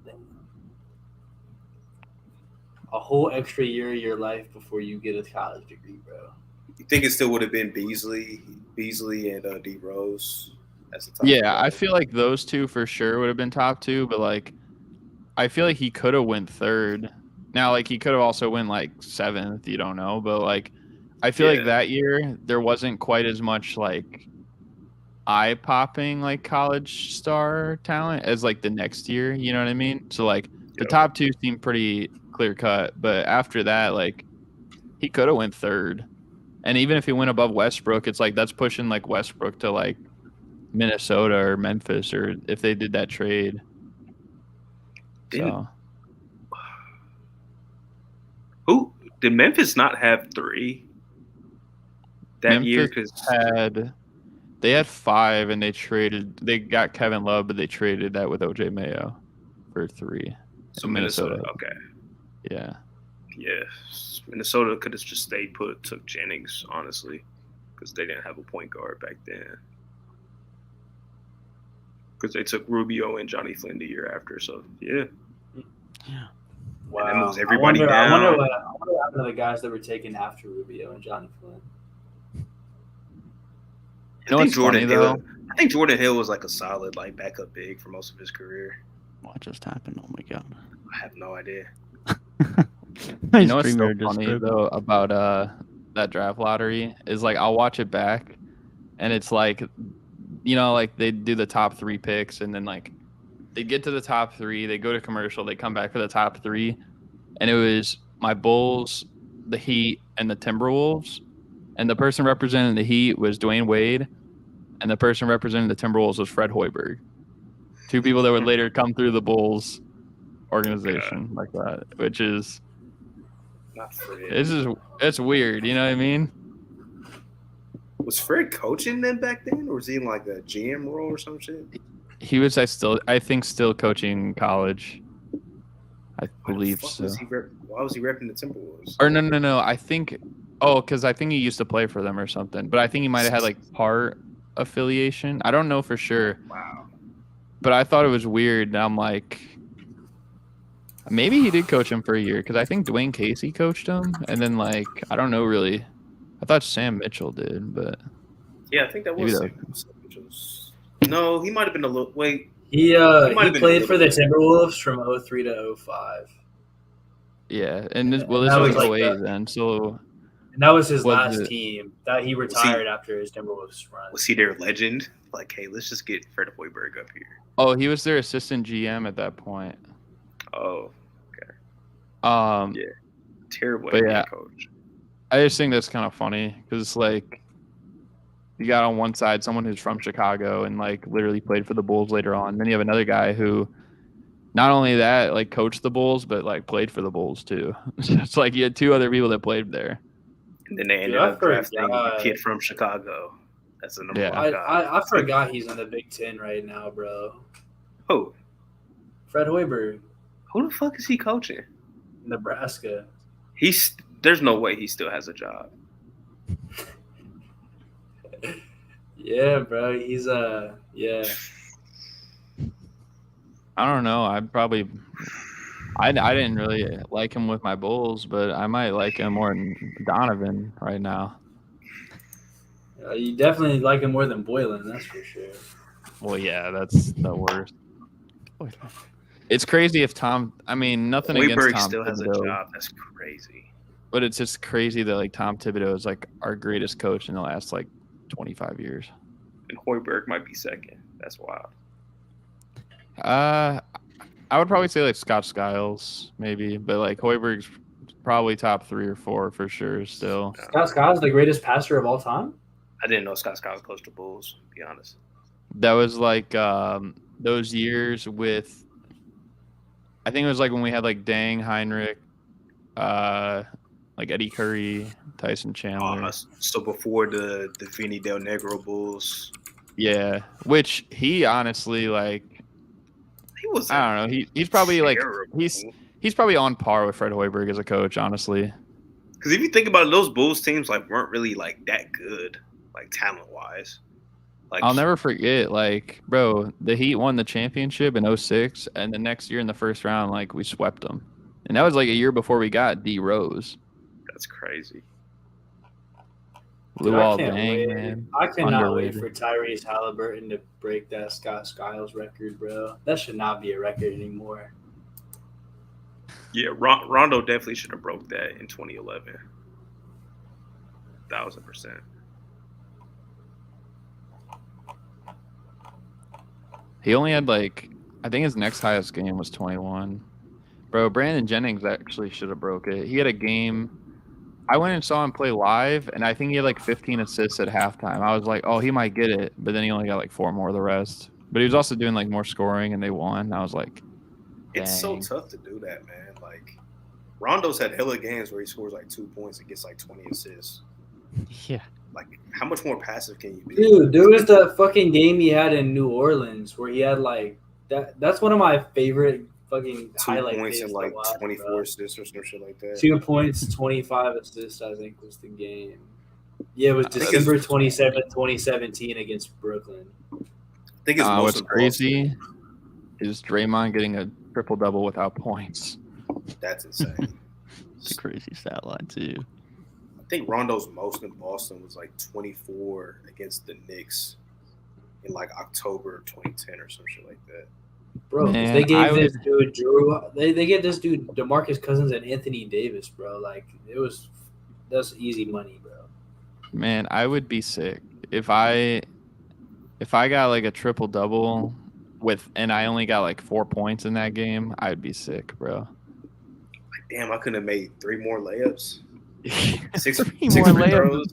For real. 2 threes. And bro, not only that, but like he also could have had a 5x5, but he was 1 point shy of that because he had 5 blocks in that game. That's Bro, No one ever talks about that either. Today I learned in that game on the 2018 Pelicans, Jameer Nelson played 12 minutes in that game. I didn't think You didn't know the he was a league Pelican? at that point. You didn't know he was I a didn't Pelican, know- bro? I didn't know he was a Pelican in 2018. That wasn't even the last team he played for. Wasn't it Denver? It was Or was like that the before? Pistons, I believe. I believe it was the Pistons. It was the Pistons. Yeah. He that was was he low key before. he low key was around the block for real. He played for some was. teams. He played in Boston 1 year. Yep. He was in I Orlando. mean, he was He good. played in I, Dallas. Like, that's random as fuck. I didn't know that. Dallas, wow. I remember He that played- because that was the yeah. JaVale McGee trade or whatever. He was Yeah. in that one. That The sounds one that familiar. that was the was that not the Rondo trade too? Why did they call that the JaVale McGee trade? It might have been. Bro, he played on 3 teams in 14-15. Like, this is ridiculous. Yeah, he was traded with Crowder and Brandon Wright, Yeah. Celtics for Dwight Powell and Rondo. That's a hell of a deal. But Carolina shoot, legend what was I Brandon gonna Wright. say? Oh yeah, I mean Jameer Nelson was a good player. I just I'm still a little upset that he made the All-Star team that 1 year over Hito Turkoglu. It rubbed me the wrong way. Yeah. Hito was clearly Yeah. better. And what's crazy is like that team ran better with Ray Alston as their point Yeah, guard. I mean, literally, because Jameer Nelson was injured, and they literally still made the finals without him Yep. and competed a little bit. But Hito Turkoglu was their freaking closer, bro. He was nasty, man. So good. So good. Goodness. Bro, I still remember that. I think it was game 1. I think it was their first game in the playoffs, and he hit that like nasty pull up against the Sixers or something. Yo. Or maybe I'm I think tripping. that was It like might have game. been I think it was like game 3 or something like that because they definitely had a home court, so it's probably game Yeah, 3. it was on one of the road. games in Philly. Yeah, it couldn't have been game 1 because I remember the crowd was like silent or something. Yeah, And then I think he did like the big balls dance. nah, Hito was Crazy, man. nice. He was so nice, ahead of his time. I'll stand on the hill that he's the best player in his draft class. Most people are going to say Jamal Crawford or Michael Redd or Kenyon Martin. I'm taking Hito, man. He does everything. Was he 01? Is that the 01 draft? He was 2000. It was like the worst one. God. I mean, I feel like really you could only argue like I feel like him over Kenyon Martin I feel like isn't even a hot take or anything like that. Like I feel like Jamal Crawford is often seen as better than him, and then some would say Michael Redd because Michael Redd at his prime was pretty elite, but like for the totality of their career, like I mean, people forget Hito was like nice on the Kings. Like when Peja went down, he was in his second year. Peja got hurt that year that they got rigged in the conference finals, and he was getting starting minutes, and he was like, I think their leading scorer in a couple of those games in the conference finals, bro. Yeah. Like, it's crazy. Yeah, he could just do so much, man. Ball in his hands, without the ball, play make, score. Like he was just so good. Them Kings teams. Didn't they have Gerald Wallace just sitting on the bench? Bobby Jackson. Them was some squads. That's the first Magic jersey I ever got too was Hito. Legend. What's the second Magic jersey you ever got? I'm not sure. I think I have a T-Mac one. I have actually two different Markel Fultz ones, and then trying to think. That might be it. I don't know if I have another. Dude, Oh no, I jerseys think they just brought back were so sick. I think I have a Vucevic one as well, which is crazy because I got that like before he was on the Bulls. Oops. But yeah, I think that's all of them that I had. That's valid. I should probably get a Markel jersey too. That's my guy. I got a spare. I'm not gonna take a jersey out the collection, man. Shit, I got like 3 spare DeMar DeRozan jerseys. Come and get them. How many Curry jerseys? 0. What? He ain't a Curry fan for real. That's fake, bruh. I got like 4 DeMar, 1 Kyle. He has a Lowry. Kawhi. He has a Kawhi jersey though. That's I do have a Not Kawhi. not as a I have Raptors one though. I have a That's Kawhi Clipper fan jersey. showing out. I have a Shaq jersey. I technically Since- have a LeBron jersey. Who else? Didn't you hate LeBron for years? Like up until like last couple of years? Bro, it was like $25 at Burlington, and it was double XL, bro. I bought it because it was like $20. Who else do I have? I mean, I have LeBron Carter. jerseys, but I've never like bought one. Like I've been gifted them. I've never bought a LeBron jersey. I have 2 LeBron jerseys. Early Cleveland. I haven't really. I have the Zach LaVine jersey. Oh yeah, I remember you telling me that. The You got that in C- Minnesota, right? Yeah, I got it in Chicago. Oh, Chicago. Oh. Yeah, the OG LeBron jerseys in Cleveland. Those were some of my favorite jerseys ever. The big C, Cleveland on the chest. Dude, Yeah, mine was that like was the one of my ugliest. It was like favorites. literally like the ugliest Cavs jerseys of all time, bro. It was like 2015, like the bright yellow Oh, ones. those ones. Yeah, those sucked. Yeah. Those were horrible jerseys. Terrible threads, bro. I'm not gonna lie. I I thought kind the of blue hated ones. the Adidas jersey era. I think that was the worst jersey era. The Adidas jersey stunk. You say this like every 3 months. You just bring this It's up. horrible. It's terrible. It suck. I It's think so my bad. worst jersey is I have like that. Remember like those gray like sleeve like short sleeve shirt jerseys for the Celtics, and I have one of those for Isaiah Thomas. That's gross. Yeah, I would never buy a sleeve jersey. I'll just get the shirt. Like, yeah, come it on. was nasty. The Cavs ones were nice, bro. I kind of mess with the Thunder ones too. What's the ugliest jersey I got? I have a Dirk jersey, so it's probably that. Is it that brown Mavericks jersey? No, it's just the OG road jerseys, the blue ones. Bro, the brown Mavericks jerseys might be the worst ones in history. Gotta be. Those sucked. Those Those sucked. not good. That's like I don't know if you remember them, Gabe, but like I'm all for the message, but the military jerseys we used to wear or whatever they Oh, called them, yeah. like those were so bad. Those look My- so bad. My like when it comes to my favorite Raptors jerseys, like Those sucked. I low key fucked with when we did the blue ones for the Huskies Those are shit. so good. I love that.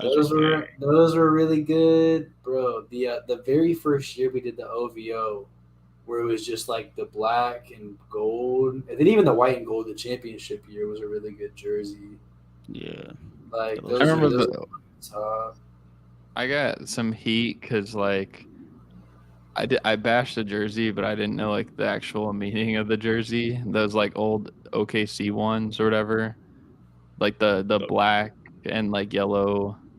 I was like, nah, but it was like I didn't know like it was supposed to like honor like some like victims or whatever of like a bombing, and so I was like, Mhm. these jerseys suck, and people did not like that.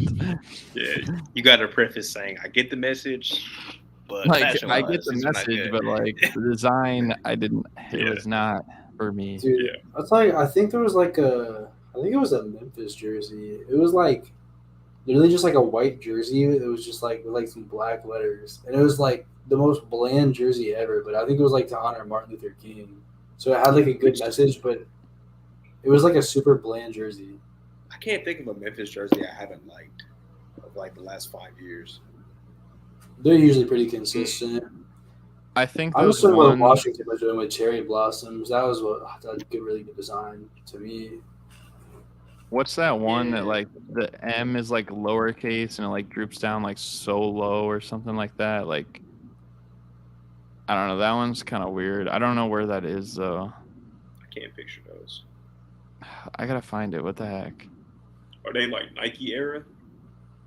I thought it was like Ja wore it or something. I don't remember. No, not these, bruh. It was like it had like a weird like lowercase M, and it was like it said like Grizzlies like all right under it. Like I think they were trying to like combine like the old Vancouver Grizzlies style with it or something. But I was like, nah. Worst jerseys in the game right now is Utah by far. Oh, Yeah. what was wrong with the Mind Utah blowing Jazz that. jersey? That like I love the jersey that was like orange and or like Radiant. orange, yellow, red, or like the black, red, and orangish. But like switching it to just like a yellow and like dark blue or ish, like it just looks like a practice jersey. It was so bad. It's genuinely one of the worst jerseys I've ever seen. It gets an S for creativity. It's less creative than a Celtics jersey. And the Celtics have had the same jerseys for 70 years. Nah, those Celtics practice looking jerseys are trash. Respectful. Historic, man. Nah. I wish Boston would switch it up. I'm trying to think what the worst Bulls jerseys are. Dude, there was a guy that literally had a whole like Twitter page that was just like making a the new worst. Celtics jersey for every win. And they're all fire. Bro, They're all fire. please. Shout out Pete Rogers. He be dropping some heat. The worst Bulls jerseys are easily the St. Patty's Days ones. Those were so nasty. Nah, bro. I like those I actually. don't Like mind they're those. they're were pretty gross. good in my opinion. But Those were gross. no. The worst ones. Nah, I know what the worst ones are. The worst ones are like light blue jerseys that just have like the logo on it. The Chicago. Those ones are trash. Oh no. That's not even the worst one. The worst one, I don't mess with it. It's just like the one that has like the Chicago flag on it. Kind of like with the stars. That's what I was Bro, thinking of. I own Gabe that has that jersey, jersey. bro. You own that? Gabe has Bro, that. I'm sorry for you. That's the Levine jersey I have, bro. Is that why it was $25? That was the No, that one LeBron wasn't. jersey. Oh well. Nah, that jersey was heat, bro. I fuck with it. CM Punk vibes. You know the vibes? Come on. That's fair. That's ridiculous. But That's not even the Chicago flag, bro. That's the CM Punk logo. anyway. No, you know what you know what jersey I do like though is I like our Bulls jerseys that are like black that say Chicago on it with the like the red and the white outline. That's like one of the cleanest jerseys, bro. Yeah, those are fire. Those are nice. Like I literally went searching like crazy looking for a Derrick Rose jersey like that. Because I'm like, Bulls I and need pinstripes this. is peak. What do you say? The Bulls and pinstripes is peak. Yeah. Yeah, that's a good one too. I'm a big pinstripes enjoyer though. There's a reason I own a Yankees jersey and a Magic jersey. Bro, Yeah, you know what's most go teams ahead. can pull it off. Most teams can pull off pinstripes. bro? There's some the that don't make sense to me. Pacers Like though. the Pacers, their old pinstripe ones, like the Ron Fire. Artest era. Oh, nice. Listen. I wanted the Victor Oladipo City Edition for so long. The one that was like, it had like the racing stripe on it, and then it had like the number in the circle. Yeah, those were nice. The first year they did City Editions, I genuinely think is some of the best jersey sets ever. Like some of them recently are just like whatever. But when they first started the City Editions, like 2018, 2019, I genuinely think that's peak jersey design. I have the regular I think away team jersey of Oladipo for the Pacers, but I never got the one with like the pinstripe that you're talking about. I don't know. I didn't really mess with it as much personally. Dude, I've grown an appreciation for the old like silk jerseys too. Like when the Magic just brought back like the old T-Mac ones. Like that jersey is so nice to me. Like I can't wait to watch the Magic wear that jersey this season. And yeah, the Nuggets ones are iconic. And they've kind of brought like similar ones to those back though. Like over the last couple of years. Like it's not like exactly the same, but like just feels like they already brought it back. Yeah, that's why I didn't think it was that big of a deal. That's like Really? when I didn't feel like they brought like those. Like, I feel like they brought back ones for like more like Shaq era, like Penny and Shaq. But like, I don't remember like them having super like T-Mac era jerseys. Like I mean, with the one stars all over it. jersey I have is like if I held up my one Fultz jersey compared to my T-Mac jersey, like it would look like twins, like two peas in a pod or something. But I don't know. I feel like I don't know, man. Like there's just a lot of bad jerseys. But I think like too, what I was gonna say is like the when they kept releasing like every year, like the Miami Heat like Vice City jerseys or whatever, like at first they were really cool, but like I feel like they just like kept like ruining it almost. Yeah, it was very overdone. Yeah, it's like crazy. The black ones were like A+. The white ones were like, or no, was it? I think actually I like the white ones more. Yeah, the black ones were still great, a little bit of a step down, and then they just ruined it. Like the pinkish, like what are we doing, bro? That, too much. That was not popping. I don't think the other team who I don't think like ever misses on their jerseys recently. I just always fuck with most of the Minnesota ones. Like their City Edition last year wasn't my favorite, but like the one they just debuted, it's like I'm just gonna call it the cold like Minnesota jersey. Like that one is nice. I like their more basic jersey kit, especially their statement for last year. And then like the City they did in 2022. And then, like, the ones they did in 2020, and especially the ones they did in 2019. The one the that Timberwolves D-Rose had to 2019. Yes. The 2019, like, the Prince-based one, and then they had, like, the white version of it because they had the earned jersey. And then they brought back the classics that year, too. Even, like, the gray one they did the first year City Edition jerseys, like, the Timberwolves specialty jerseys never miss for me. I hate those green jerseys they have though. I don't know if they still wear them, but the light green ones or whatever. So yeah, they replaced the neon green ones with the black one, like the black one with like that, like just the trim. I like that one. And the numbers are like, and those are so much better. Yeah, those are really clean. Denver also have dropped some fire jerseys in the Nike era. They dropped some really good ones. Bro, you know what else is like an ugly jersey? Not even just a specific jersey. All the teams that like have like the airport like abbreviations on it, like so Portland, Charlotte. It's so horrible, bro.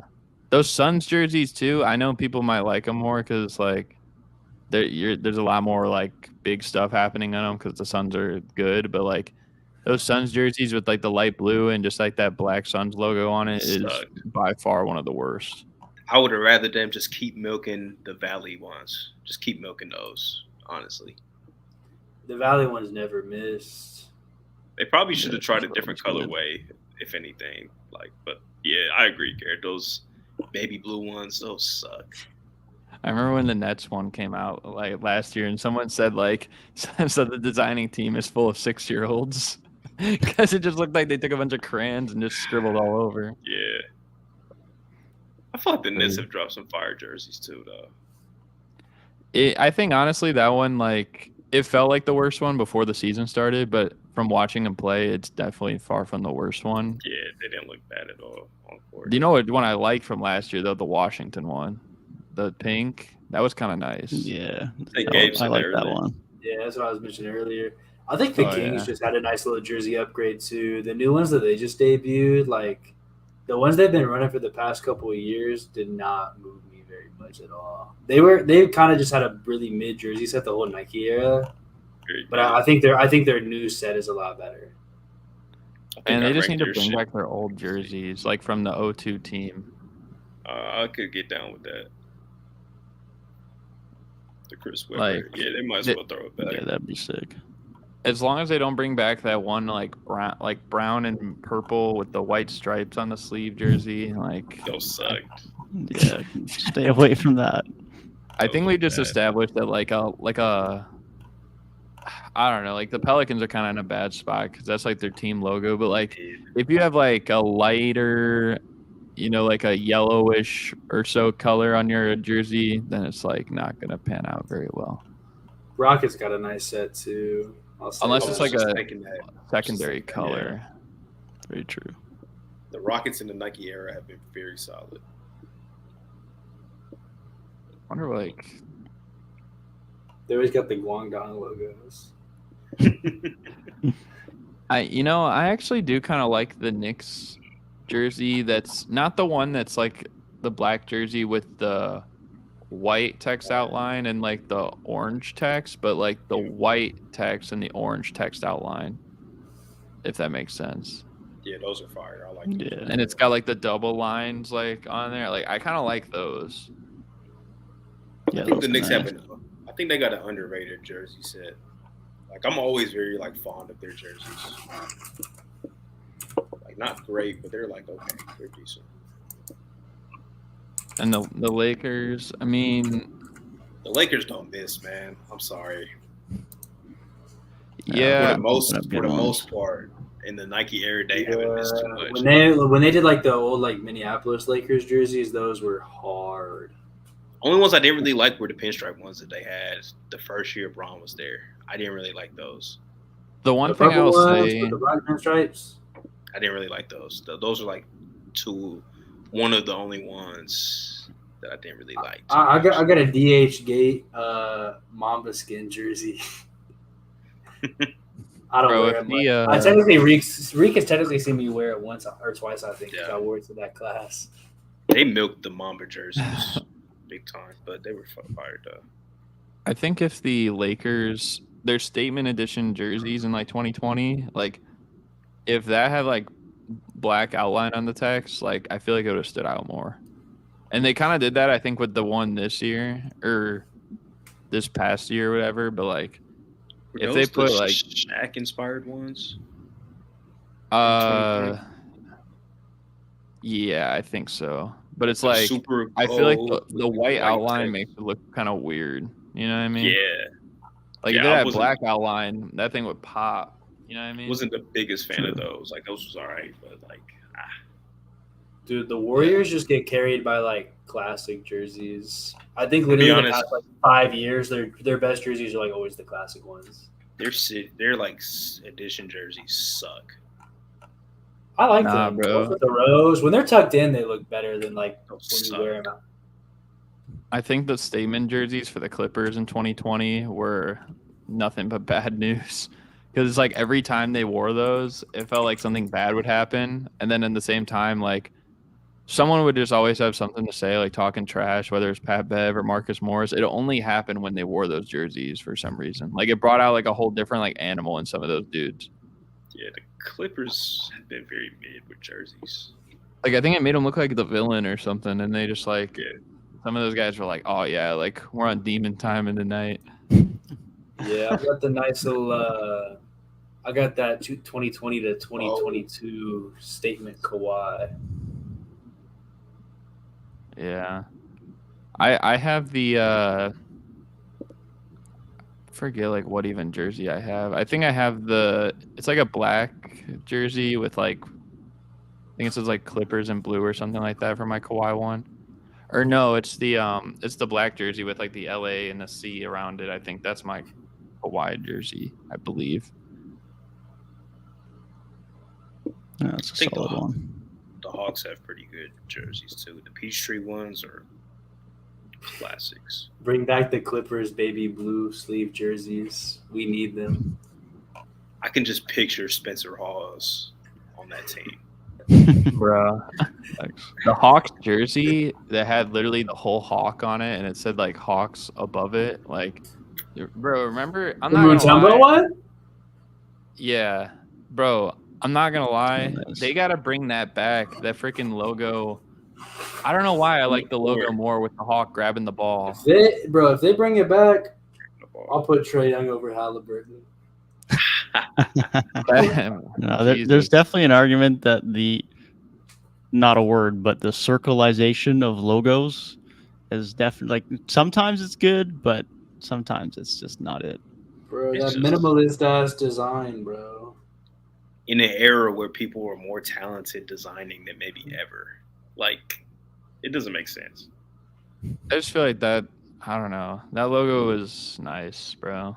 It's because of I'll never- brand awareness, bro. People want that brand awareness to be so high, so they want this simple ass logo that you can just put everywhere. It's boring. Every time I see that hawk, I'm thinking of Josh Smith. Josh Smith. That's That's a random person to think of, but fair. Is He it was really that random? Pistons legend. maybe not elite. He was good in Atlanta. Nah, Yeah, it Every- was, really it was good. bro. He was Every an time elite bag chaser in Detroit, is what he was. Yes, that's true. Man, every time I see Greg Monroe, Andre Drummond, and Josh Smith in that picture, Those are the days. nasty. So nasty. The only thing Pelican that made it legend better Josh was So Smith. nasty, I don't love it.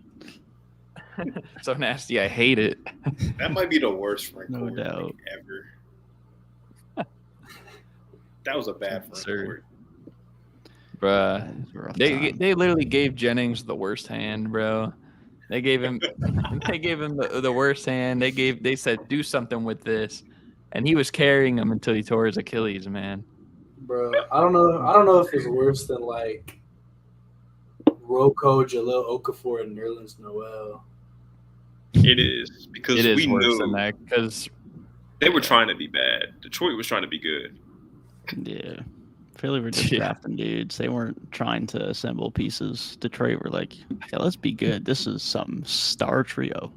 when Greg Two Monroe lottery signed with picks. the Bucks, though, bruh, everyone thought that was big news.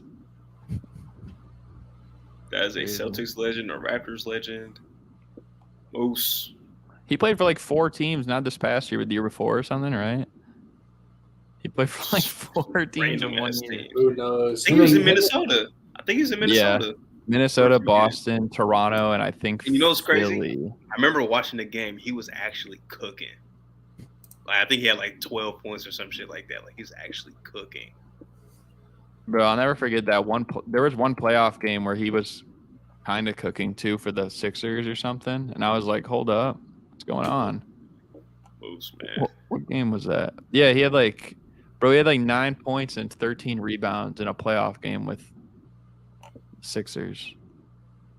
That's crazy, and he started that game. Yeah, because like Starting in the- Embiid didn't play that game or something. I remember he was like cooking. Who was it against? It was against Brooklyn. It was the year they played D'Lo and LeVert and Oh, Right. that team.